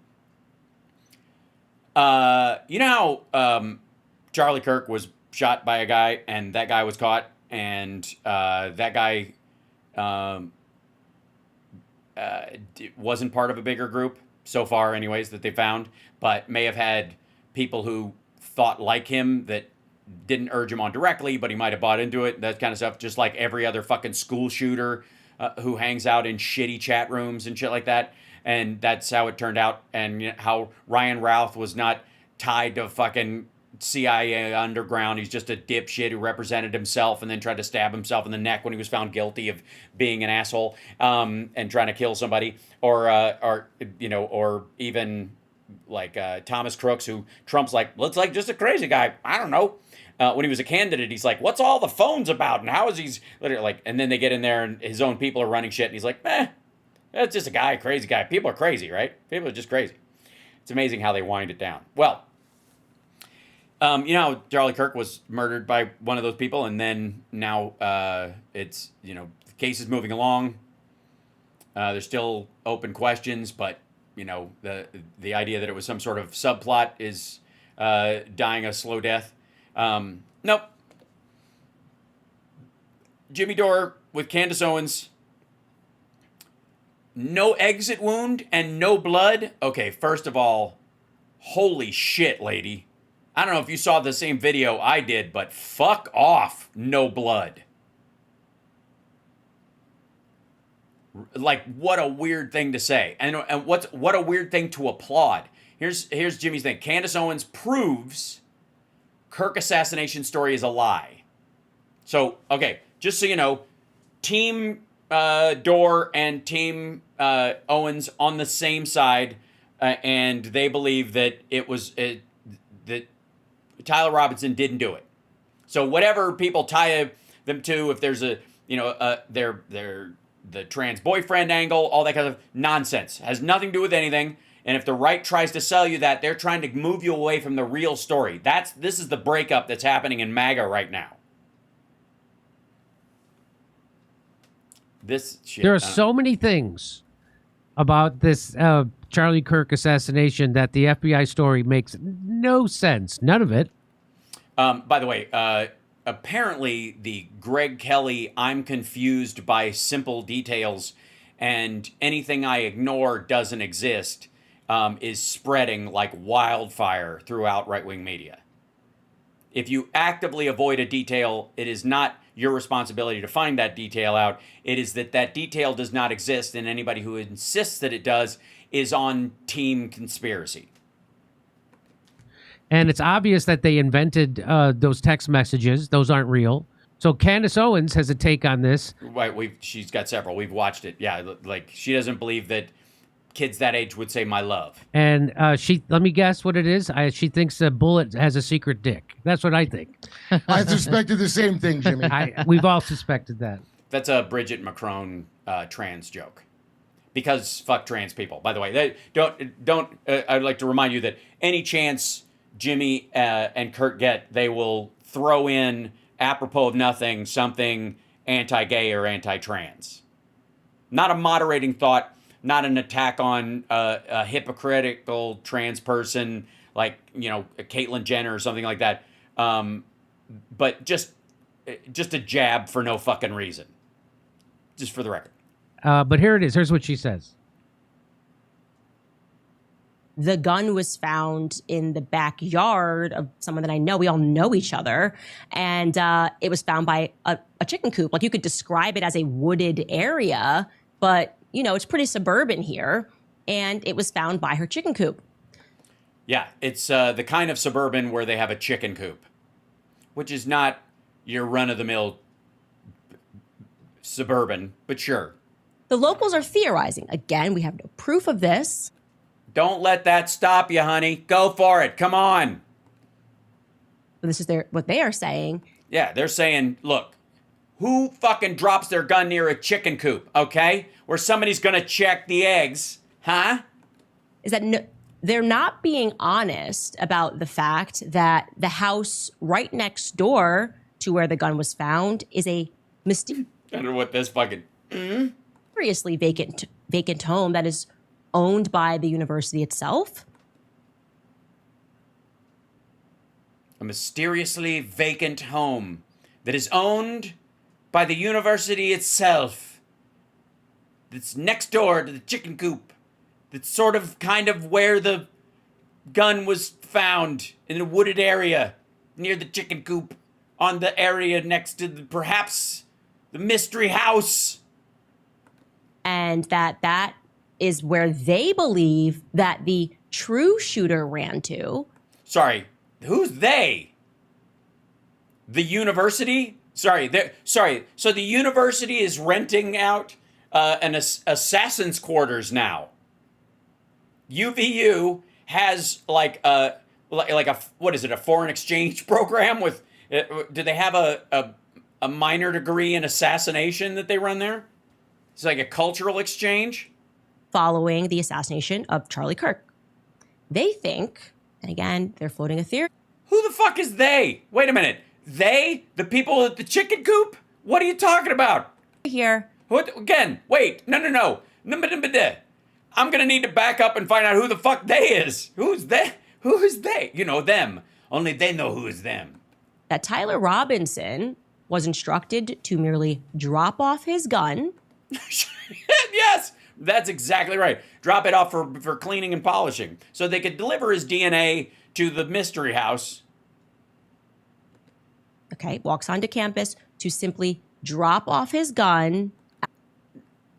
Okay, so he is involved, but just as the rifle delivery system, because they know for a fact the rifle, it fits the ballistics on the bullet. It ties to the rifle itself. They fucking has his DNA and his prints on it, his palm print, and so yes, he brought it, but he was like Uber Eats for an assassin. He was like just, oh my god, fucking keep digging. The chicken coop place. So I'm going to show you. Oh, the chicken coop place. The chicken coop place. That. Do we have a map of that? Oh, we need a map of the chicken coop place, which, by the way, is I can't understand why a university would own a house right across the road. Vacant property and where the gun location is found, and he says you'd have to be an insider to know that the general direction that person is running, even though they're very close, similarly, would lead him to the vacant home that we've all kind of had questions about, you know. He didn't, though. He didn't drop it at the vacant house. He dropped it at the chicken coop place. Because he was fucking off. Because of the direction of the fucking parking lot and how he walked out. He crossed the road, and that was closer. So he could go into the woods right over there. And if he went to the mystery house, like if he'd planned to go to the mystery house, why didn't he cut straight across the parking lot, cross the street further down, using the cars as cover, not walk up the sidewalk? You fucking assholes. It's kind of been vacant for a while. Why do I do this? Why do I get engaged, you guys? And look at Jimmy just like, oh my God, the thinking that's going on in this place. Oh my God, how do they manage? How does she think this deeply? It's so impressive. And actually, where the gun is found, it's just two different places. The gun was found in two different places, in one piece. One was the mystery house where it wasn't found, but it should have been found because it was supposed to be found there. The other, the chicken coop, which if you rearrange the words, it says hoochie coo. And that is obviously one of the names of one of his trans friends' messaging boards for his furry group.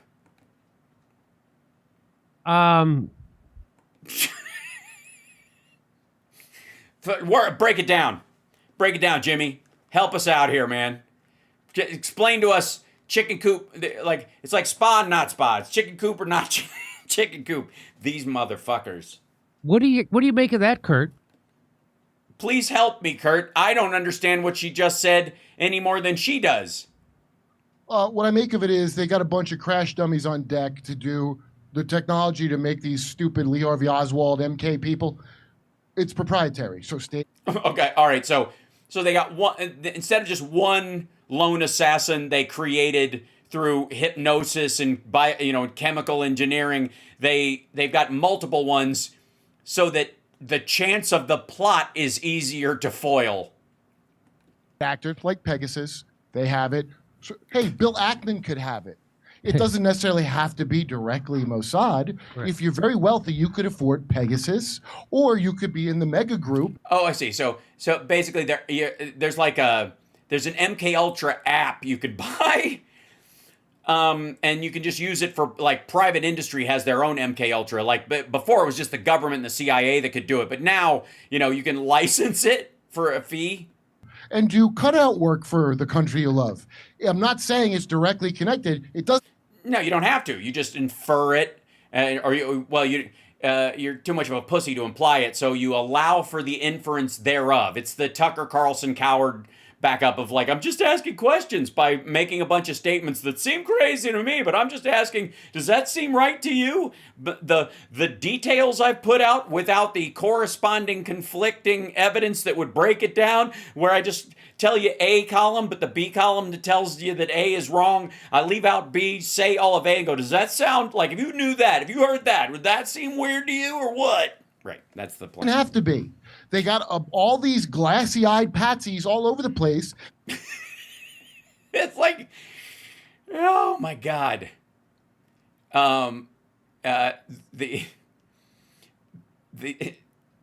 Again, we've moved past, like, there's a need to know among patsies is the idea now. Yeah. So the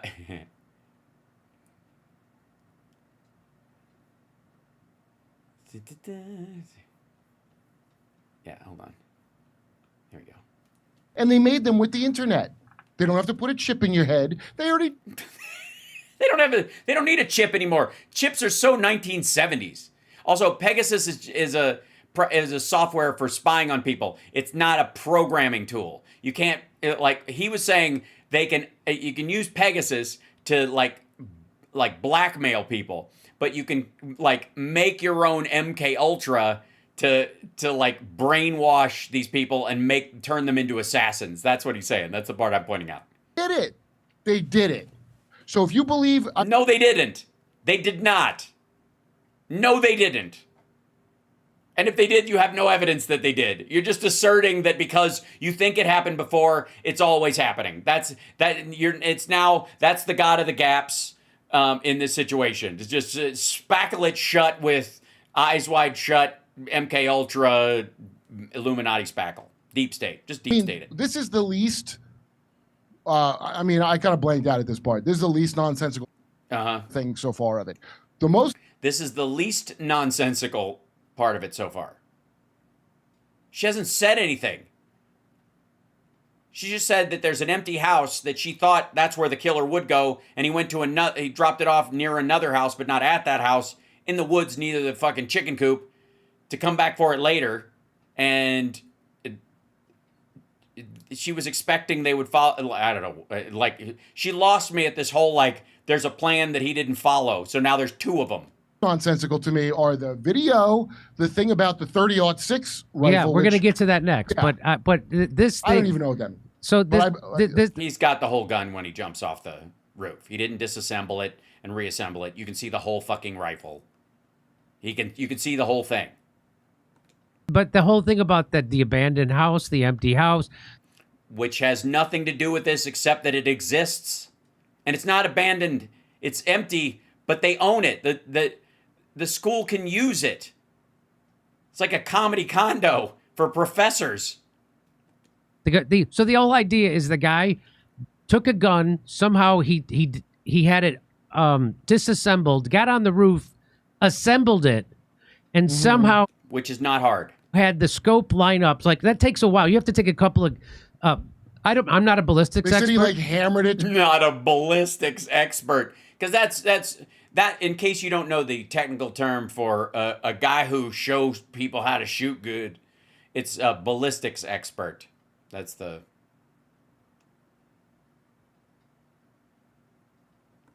Try to get the scope right. It's all bullshit, dude. So you can't... It takes a while to get the scope right, the line... No, it doesn't. With the hammer. No, it doesn't. This is not a sniper rifle, you dumb motherfucker. It's a hunting rifle. Jesus Christ. It assembles quickly. It's not a big deal. He does all this. He shoots him, immediately disassembles it again. No, he doesn't. Yeah. Immediately left his screwdriver on the roof, jumps down. That was for the assembly. We have video. We have video of him jumping down off the roof. He doesn't have a gun. Yes, he does. He does not have a gun. Yes, he does. In his pant leg. The 30-06 rifle. Yeah, was down his pant leg. The problem is when he drops, both of his legs bend at the knees. Yeah, no shit. Because he dropped. It's because it's wrapped in that towel. He's got a black bag and a towel around it. That's what he's holding. It drops down below him. He picks it up and he runs with it. You can't see the graininess of the footage. It's hard to see a black barrel out of it, but it's there. And then the rest of it is covered in that thing, which is about this big. That's it. That's the length of the wooden part of the fucking rifle is this big. It's a whole story off of a building. So he's obviously doesn't have it in his pants. So he doesn't have the gun. But according to the FBI, he has the gun. It's disassembled. He goes to the woods. Okay, by the way, I almost feel bad interrupting a bunch of this bullshit. Because it's fine with me if they and if Candace believes it or whatever, because this means that Kash Patel and Bongholio are in on it. Think about that for a second. They're in on it. They facilitated the death of Charlie Kirk, according to Candace Owens and according to Jimmy Dore and Kurt and all these fuckers. Like, there's no two ways about it. There's not this like they're just inept. They would have to be actively in on it for this to be true, massively. They would have had to want Charlie dead and participate in it, and then cover it up on behalf of someone else. For real. Like, so, you know, they'll piss around it like they're talking about the Zapruder film, but the follow-on, it's that hoverboard fallacy. There are things that you have to believe for this to be true. And if you believe that, if you believe he, you know, this like he was Ubering the gun up there and it was all fake and there was no guy and whatever, that he was actually, and there's, by the way, you know, the internet, especially shitter, is full of like different angles of Charlie getting killed. That like anybody who fucking scratches their nose has a finger gun. It's fucking gross. But the best part about it is, and again, I feel like on a personal level, like if you could put the fact aside that a man died, and that's fucking terrible. The rest of it, them eating themselves alive over this is like, I don't know. I can't save you from yourself. Is it my job to talk you down from being this full of shit and attacking your own side? That she just pointed out, reassembles it without the screwdriver that he left on the roof, and then leave. Yeah, he didn't reassemble it there. He didn't disassemble it, is what he means. Disassemble it. Whatever. That's what he means. Disassemble it. Wrapped in a towel. What? Well, it seems like hasty preparation for this, huh?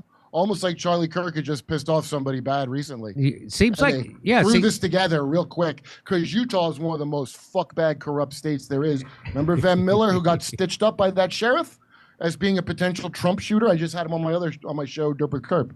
Oh, okay. Looks like me. Yeah. And Utah is one of the again to remind you, is one of the places where the DA Ken Leavitt said, I just want to get ahead. I am not a satanic cannibal who eats kids. What? That's what goes on in Utah. So okay, sorry. Yeah, I'm with you. Mormons are satanic cannibals, something like that. I guess you guys all know this stuff. Like, I don't want to fill in the gaps for what they're saying because you're probably bored with all the details of how Utah, this very conservative state, is just end-to-end satanic cannibals and is the most corrupt state ever. So Mike Lee's a problem then, I guess. Yeah? Utah has been, and keep in mind, it's deeply intertwined with CIA bullshit. Always. Mormons have been feds before anyone because it... All right. Congratulations. I was wondering. Like, I knew they were going straight for the Jews with Candace, but I don't know how Jimmy does. You know, he's fine with the anti-Semitism as a spackle, but working the Mormons in there, well done. Don't drink and do drugs, and they follow orders, and they're. That's what it is. Yeah. Anybody who's straight edge, also those fuckers, never trust them. White. So they were deep. It's in the movie Inherent Vice with Joaquin Phoenix. The FBI guys were all Mormons. All right. Well, that's Inherent Vice is practically a documentary. So almost anything that Joaquin Phoenix is in is, I find, so materially realistic that it borders on not being fiction at all. I happen to think he shouldn't get any nominations at all because he's basically just playing himself. That's classically known. So if you want to get something... Yeah, I felt that way in Gladiator, too. Done out there in Mormon country at a university with an empty house where you've previously done MK programming extensively. Is that what they were doing in the house? I didn't hear that part. So sorry, UVU, the university where Charlie Kirk was going to, I guess, deprogram lefties or something, runs MK Ultra experiments in a house off campus. Awesome. What the fuck? Well, that's where you do it. Hey, remember James Holmes, the Joker killer, when Batman, The Dark Knight Rises, and he shot...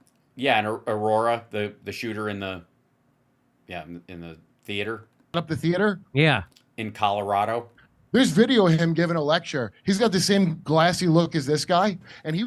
Okay, so he's got the Utah glasses. He's a brilliant neuroscience student.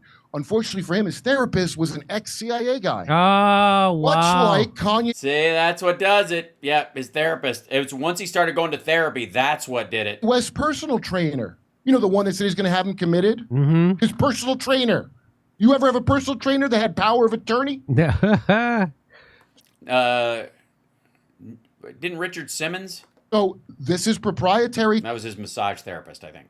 Technology that state and private actors both have.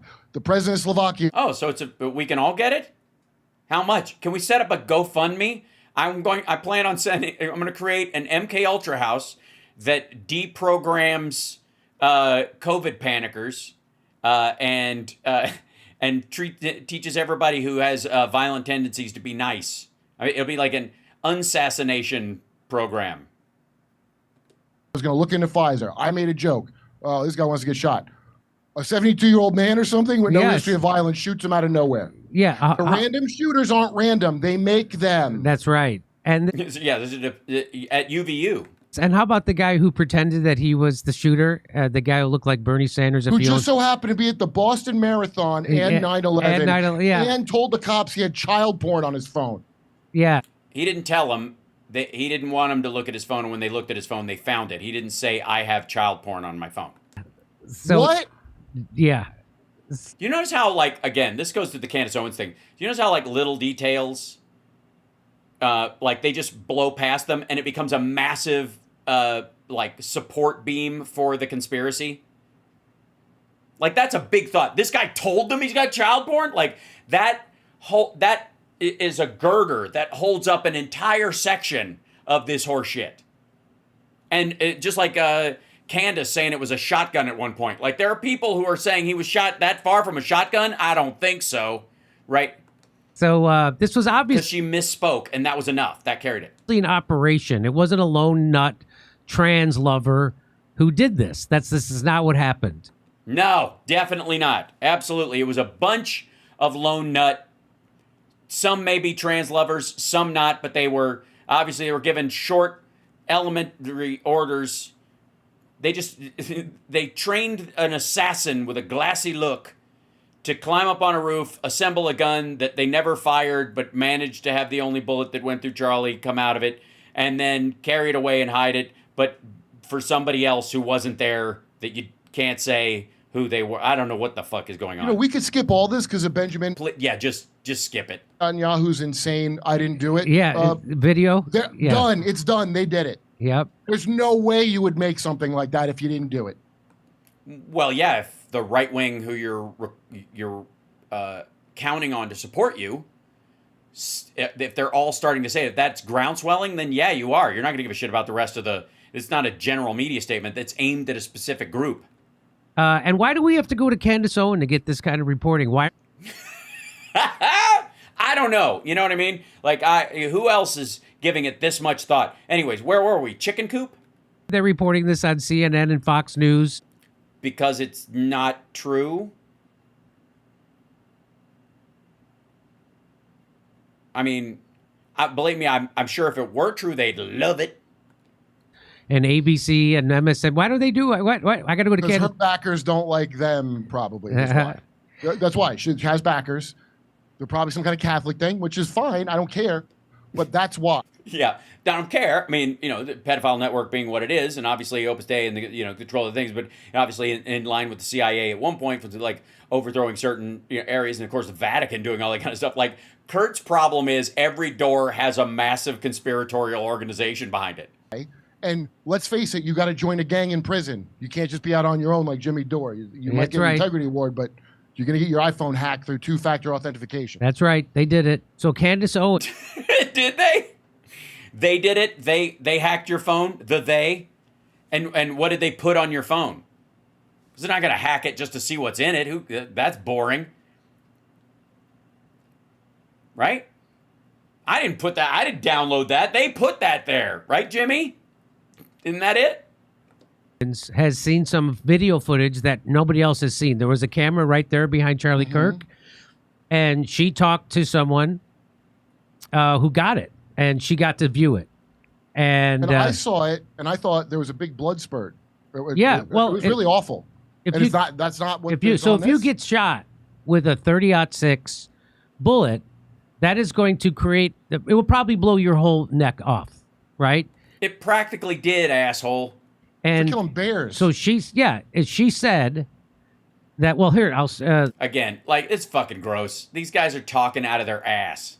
She has a secret theory that the bullet. Sorry, she has a secret theory that she posted.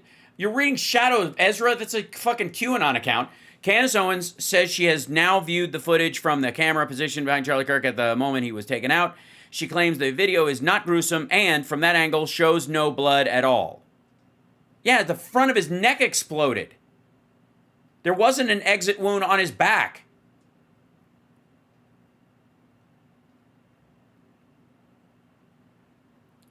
Owens adds that she saw no sign of a bullet exiting from behind Charlie, leaving her even more confused. That's because she's fucking stupid. Had a penis, but no. Here it is. Let's listen to her. Let's listen to her again. Doing the Bridget Macron joke. There's nothing gory about this footage from the back.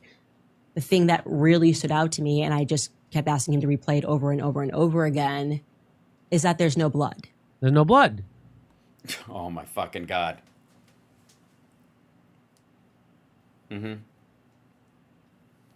Yeah, because it all went out the front of his neck. And it's out of his left side, and this is over his right shoulder. This is fucking nasty. This is gross. There's no blood from the back. There is no. So there's no exit wound. So no, there isn't. Because it fucking, like, insofar as the close-up that I unfortunately got to see, it looked like he was wearing a vest, or there was a pop of it entering his body, going up through his clavicle, and popping his neck. It was fucking terrible. Like, he basically emptied out in a second. It basically hit the main artery above his heart. And all the blood that his body was pumping just came out of his neck. Out the front. This is so awful. This torturous asshole. If you get shot with do you know how big oh my God. Yeah, tell us all about it, Jimmy. You're not a ballistic expert. 30-06. So it'll believe me.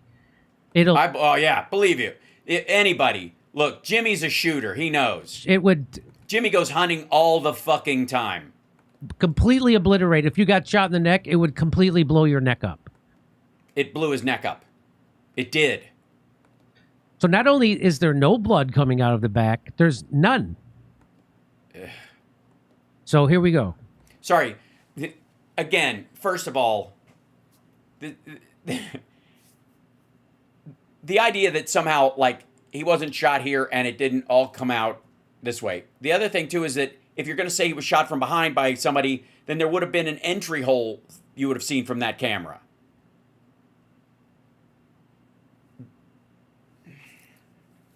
I don't know where they're going with this. Right? Is the presumption that did they think somebody put a fucking charge in his neck like Snake Plissken and just set it off? And it was a squib? And then but it was a killer squib? Blood. So I think a lot of people were wondering whether or not that bullet pierced and went out the back. I think I vaguely even remember, and Skylar, you can maybe live look this up, but I thought the feds were saying they were looking for a bullet at some. They always will. Of course they're going to look for the fucking bullet in the back when you're shot through that way, but they'll find it in your body or on the fucking ground. Like, if it enters your body and it deflects off the bone, if your arm is up like this and there's 3 bones, it'll go fucking that way. Yeah, there's nobody over there. Okay, so the ballistic, that was the exit wound? That makes total sense. That's what it seemed like to me. That was the exit wound, that it struck and effectively just shredded and ballooned, and that was that. Point, which is now very alarming to me. I don't understand that. How could they have been looking for a bullet? Because if I'm not seeing, and there isn't, I'm telling you, what happens in the front is not what happens in the back at all. If I'm not seeing any blood, okay, so he didn't bleed. So that's where we're going.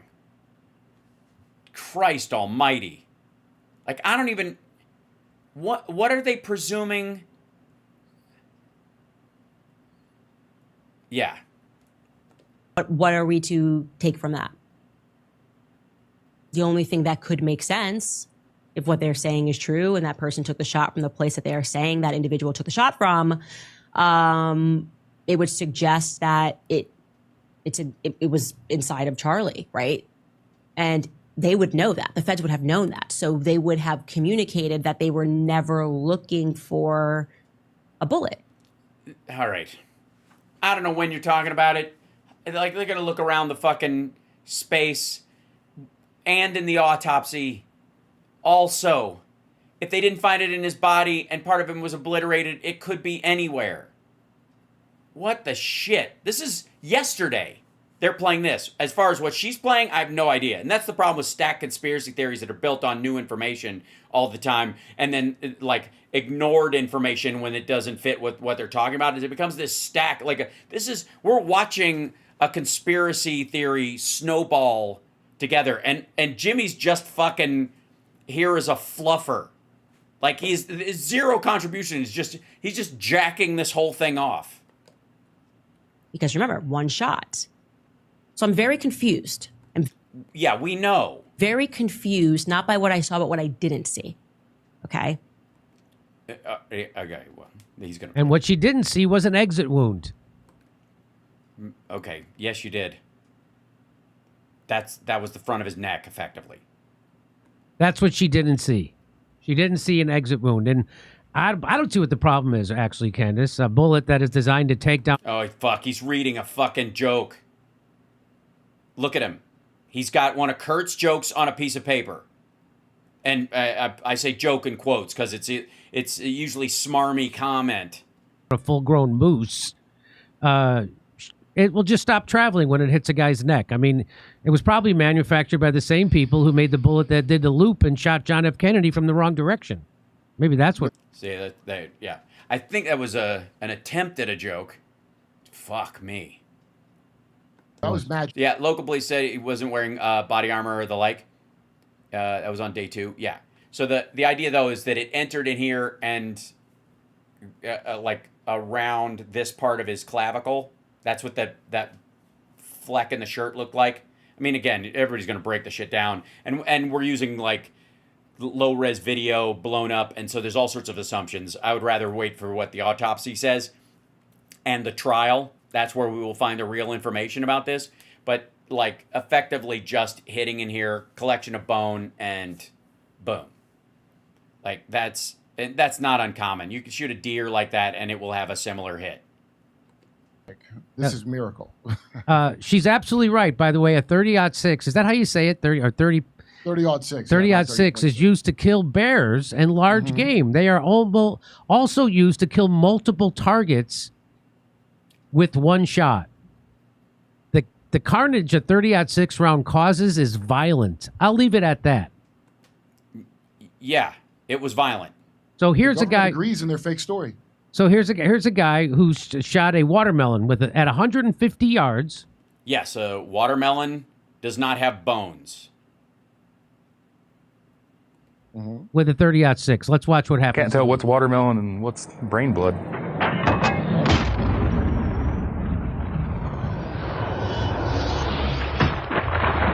Right out the back. Completely unstopped, straight through. Filled the whole frame. Yeah, it's a watermelon. You can see the bullet go straight through. I didn't care. The watermelon didn't know it was shot until there was already an exit wound. So, Good Lord. you don't want to be logically analyzed. Oh, fuck me. He's reading another joke. He's got a fucking exploded watermelon on video behind him as a placeholder for a human being, and he's gonna read another one of fucking rip watermelon. He's reading another one of, like, Kurt's shit jokes off a piece of paper because it's so fucking dumb he can't even memorize it. things because that means you're crazy. I know that. God damn, was that? Hold on. So, okay, he does the little smirk as he's about to read it because here comes the jokes, people. you don't want to be logically analyzing things because that means you're crazy. I know that. So they do the same thing every time. There's 3 fucking possible shooters.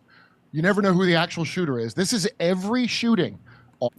Okay, so again, this only works if Kash Patel and Bongholio and arguably Trump and everybody are in on it. This wasn't while Biden was in office. This isn't something that happened, because Kamala Harris was running the fucking FBI head, she got moved after, she left being the vice president and ran the FBI office there and covered for the cabal. This only works if Kash Patel and Bongholio give it the go-ahead from Trump. RFK, JFK, this shooting, the Vegas shooting, the one where the guy... The Vegas shooting? The fuck you talking? There weren't 3 people shooting into that crowd, asshole. With the shot at Trump. Yeah. No answers, just a bunch of bullshit lies. Is it dawning on people yet? They haven't stopped doing this ever?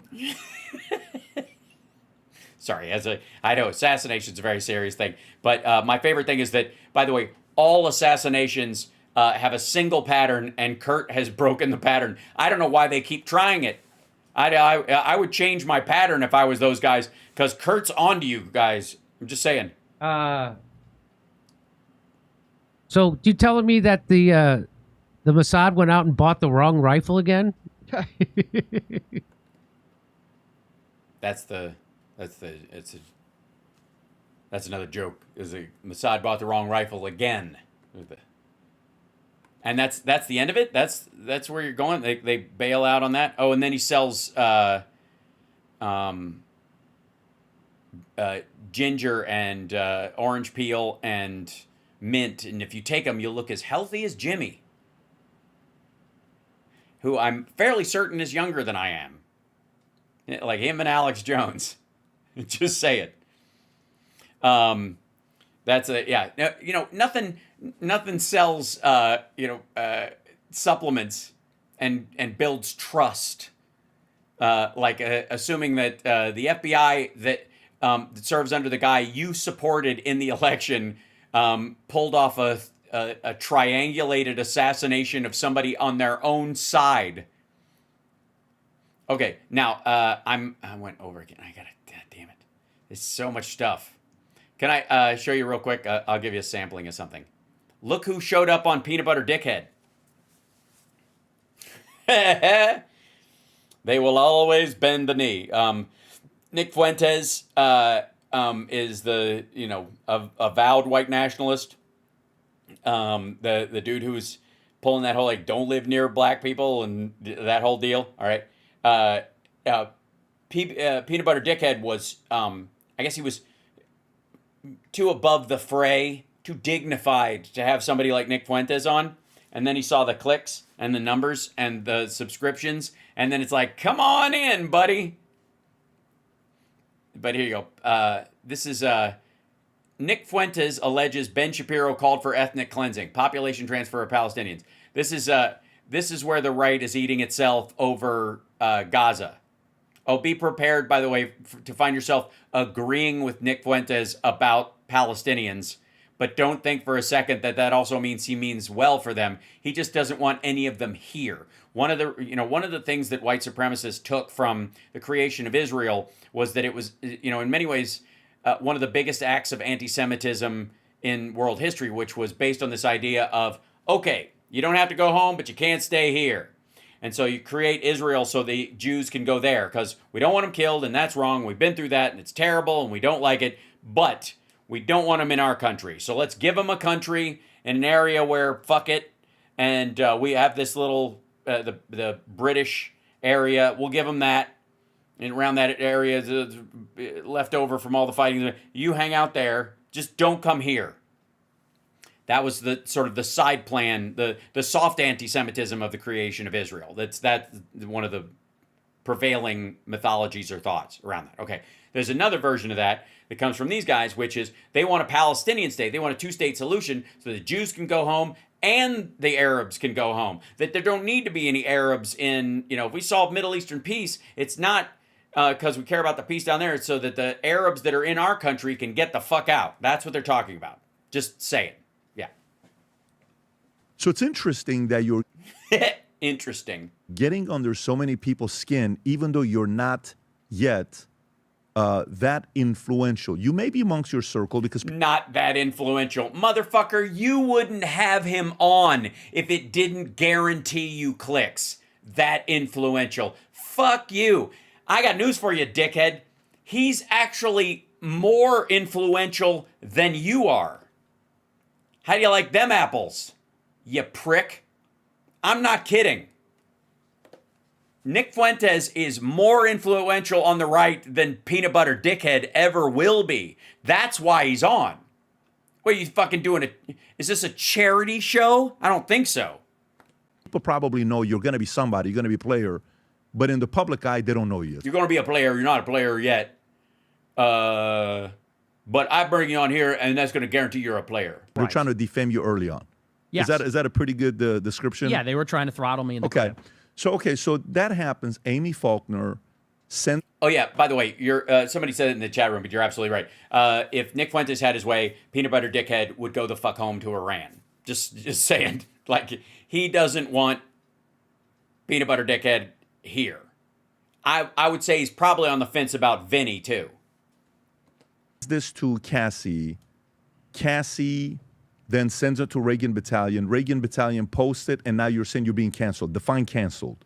So I'm being blacklisted from everything in the conservative movement, from CPAC, from Turning Point. This is when my name is getting the scarlet letter. I'm officially being kind of kicked out because they're saying, you know, none of these people liked me, and they were all attacking me on Twitter constantly. But this was the moment when they said, we got him, because this is how this worked back then. Now, obviously, everything goes on Twitter and everybody's controversial. But back then, you had a clip like that, which was perceived as legitimately racist or anti-Semitic. They must have just played a clip of Nick Fuentes to Nick Fuentes. And you're kind of done for. And that's what they did to me. And have you yet? I'm sorry to interrupt you. Have you yet walked up to Ben with his kid crossing the streets with his family, or no? Not that yet? was years later. That was years later. Mm-hmm. Okay, so this is good. Let's keep going with the sequencing. Sure. So that happens. If you went from 10 to 20 when she said, I'm blocking you, and a couple of the people at the Daily Wire did, then you go to 20 to 50 when you find out about the Media Matters and the messages being sent out to other places to censor you. Claims, but you know the other guy at RSPN called you saying, this girl keeps calling me, telling me what you said to cancel you last 2 weeks. That you know for a fact. Then this happens here with Leadership Institute. Good God. This is, by the way, this is all about right-wing infighting, just for the record. Be so glad I bring you great tidings that you don't have to give a rat fuck about these assholes backbiting each other. But it is happening, and you can enjoy it. The Amy Faulkner situation video going to Reagan Battalion. Where do you go from here? If it goes 10 to 20. Can I also point out that, remember all that shit about like infighting around Kamala Harris and she treats her staff bad and blah, blah, blah. And that's going to, there's all this, sniping going on behind the scenes. Remember that bullshit? Which the right blew up into a huge thing. Okay, why did they blow it up into a huge thing? Is that really that big a deal? Does it chart in any way if nobody's getting struck or fired or sexually harassed or something like that? If it's just kind of like tough boss, tough employee, their word against their word, who gives a shit? Like, you'd expect that almost in a high stakes situation. It doesn't even chart. Why does it chart? Because you look at CPAC, you look at Turning Points USA, you look at fucking this nonsense behind the scenes. These assholes live that way. They fucking hate each other. They're at each other's throats all the time. 20 to 50, where are you going? What Now I'm happened? 50 to 80. Okay, so now it's like, this is when you're born. Mm-hmm. And how old are you at this time? Just about to turn 19. So you're still 18, and this is what's happening to you. Yes. Got it. So what do you do next? So I have to defend myself. This video is going viral, and Ben Shapiro retweeted it, by the way. Ben Shapiro quote tweeted that Reagan Battalion video. 100%? Are you positive? 100%. He said, and this what is, did he say? Oh my God, he did not. Sister, I would like that's fucking uncalled for. I feel like I'm watching like the all boy version of Election. Good Lord. It's very concerning. Is that the video, Rob? Yes, sir. Can I see it, please? He's not 18 now. He was 18 at this time when they started trying to drum him out. I think he's like only 20, 21, something like that now. Her in your daily existence by Jews. I told you yes, absolutely. You laugh at. Are you hurt in your daily existence by Jews? And he said, I told you yes, absolutely.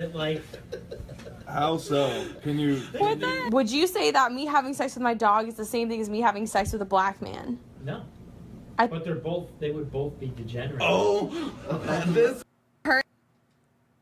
Well, that's a little bit, That's a little bit, It's a lot of bit, Look at his fucking face. That's a little bit harsh. Well, could be seen as harsh, could be seen as disrespectful. Could be. Hey, asshole, he doesn't want you in America. For real. Just stop trying to hunt down where he's wrong and fucking, you're never going to be the person that fucking sheepdogs him back onto the straight and narrow so he's pro-MAGA and becomes a great tool for the right, asshole. He thinks you should leave. Peanut butter dickhead. He wants you to have never been here. And he hates Jews too. You don't understand. He's not anti-Semitic. He's a fucking bigot. He's a racist and avowedly, so he's proud of it. And that includes you. Jesus. And you brought him on your show. Was for clicks. An African American, I would be very annoyed. Would you?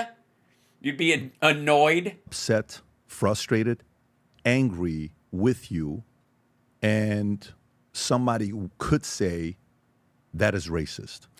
And the average person, and I'm just talking to you, I'm trying to be really hearing you out. I don't have any gotcha stuff for you here. It's going to be a very easy interview as we're going through. But that's kind of racist. I agree. Okay. But let's remember I agree, but you say that like it's a bad thing. Context. First of all, you saw that. That's a 3-second clip. Mm-hmm. 3-second clip, and you can't even see 80% of the screen. For sure. Because it's being hidden.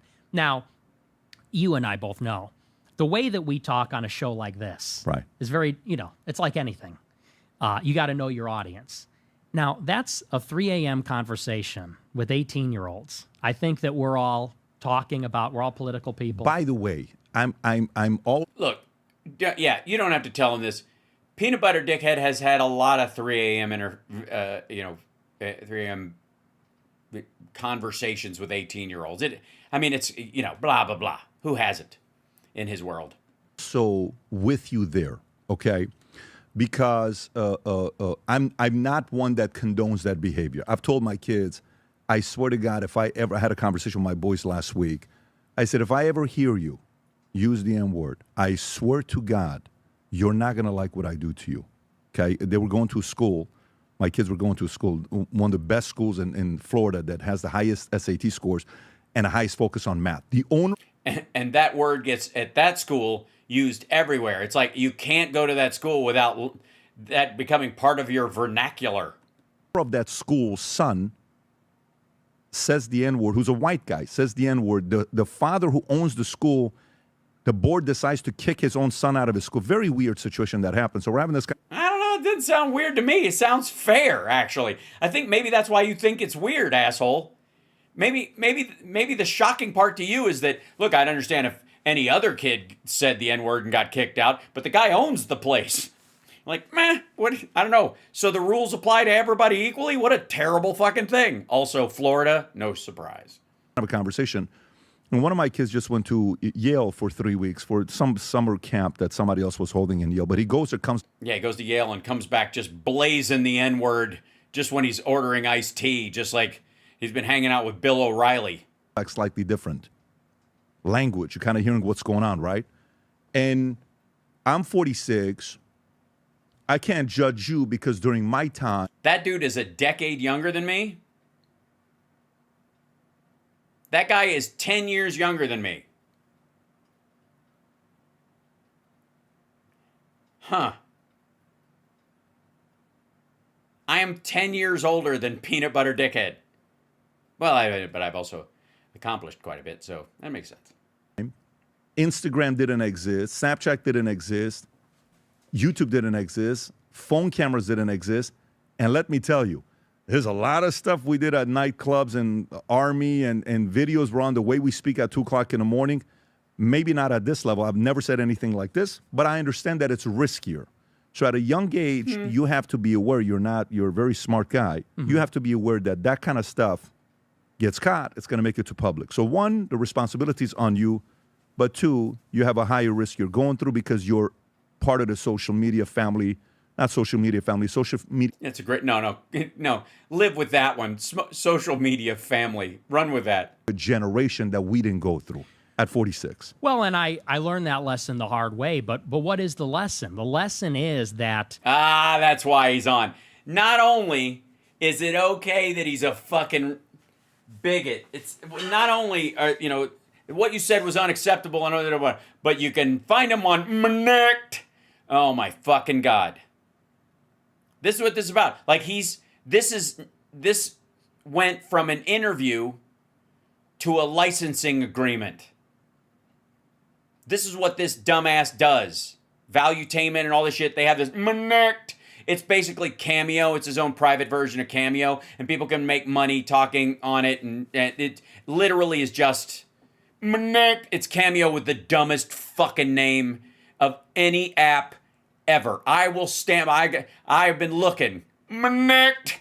I don't know what the fuck. I don't know how anybody signs off on that. How do you go? That's nailed it. Scratch off all the other names on the board. We're going with Connect. Fuck, he's going to do an ad at the end of the video, isn't he? Hold on. He is. Hold on. Yeah, there it is. Wait. If you enjoyed this video, you want to watch more videos. Hold on.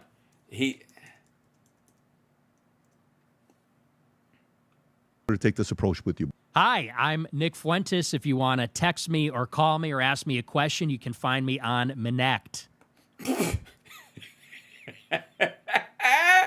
Look, you say what you will about Hitler, but he never had to debase himself by showing up on a dipshit app pushed by Vinny and the gang. Connect. Auch Eigen, Frauen, Eigen, Flaugen, Anflagen, Connect. That's fucking terrible. Yeah, it takes you right to his Grindr profile. Connect. Jesus Christ. Ugh. Connect. All right, I'm going to let you guys go. I went long tonight, but I greatly appreciate you hanging out with me because I didn't get to do a morning show.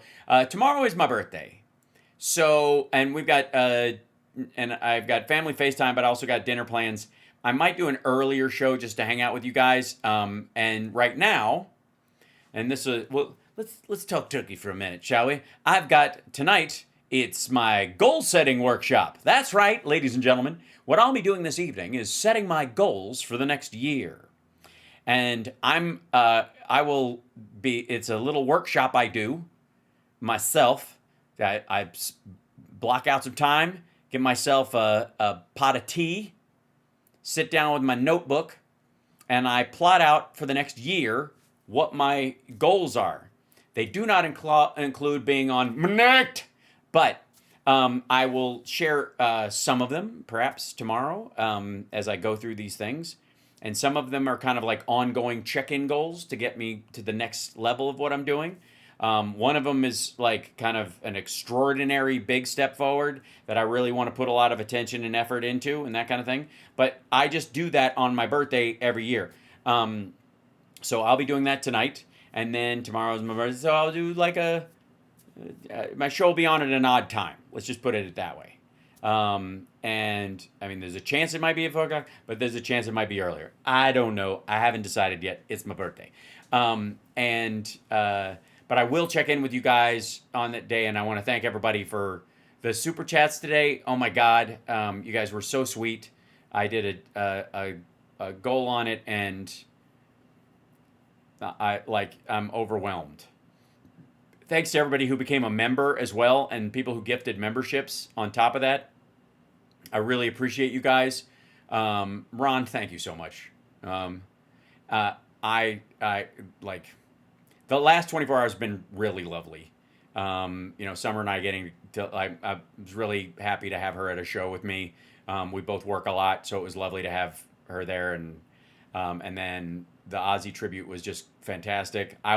The one song I was most kind of, I wouldn't say I'm nervous about it, but I was like the most on guard about was Iron Man, because it's a slower song and there's not a real chorus, and it's, it tells this story. And I got to say, it turned out better than I thought. Like, I think maybe that extra attention just brought a freedom to it. So I'll post that. I'm going to go cut those up too. But you guys have a great night. And if you think about it, if you can't give a gift to the show and all that, or you can't support the show and be a member and all those kind of things, and Friday I'll have a Flapper show for our Patreon and our YouTube members. If you can't do that, then if you want to give me a gift or whatever, just let me know in the chat room something you do as a volunteer, or just something nice you did for somebody that you haven't told anybody about. Maybe we'll talk about that tomorrow. Just have that in your head that, some good you did or you're gonna do. I don't know, call your representative and give them what for. Whatever it is, there's something you can do that I will take as a gift that gives to yourself and everybody else. That's totally great. So, anyways, I love you guys, and I'm sorry I wasn't able to do a morning show and an afternoon show, but in many ways I was able to focus on some stuff and get and have this. And it was, last night's show was just off the charts. The next one is October 28th, and that'll be the Halloween show. And then of course that Friday I have a show at Flappers on Halloween, where I'm having a contest for the lowest effort costume that's still a costume. And so, hold on. Is it that? Morgan, that totally counts. That's a wonderful thing. That's exactly what I'm talking about. Bless you. So, much love, and I will see you guys tomorrow on my birthday.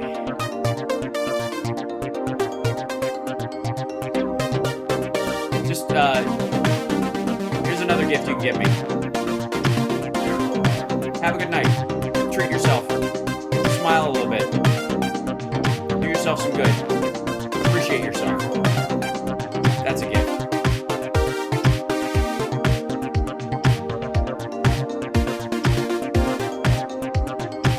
Thanks, Teresa. Thanks, you guys. Yeah, subscribe. That could work too. It's free.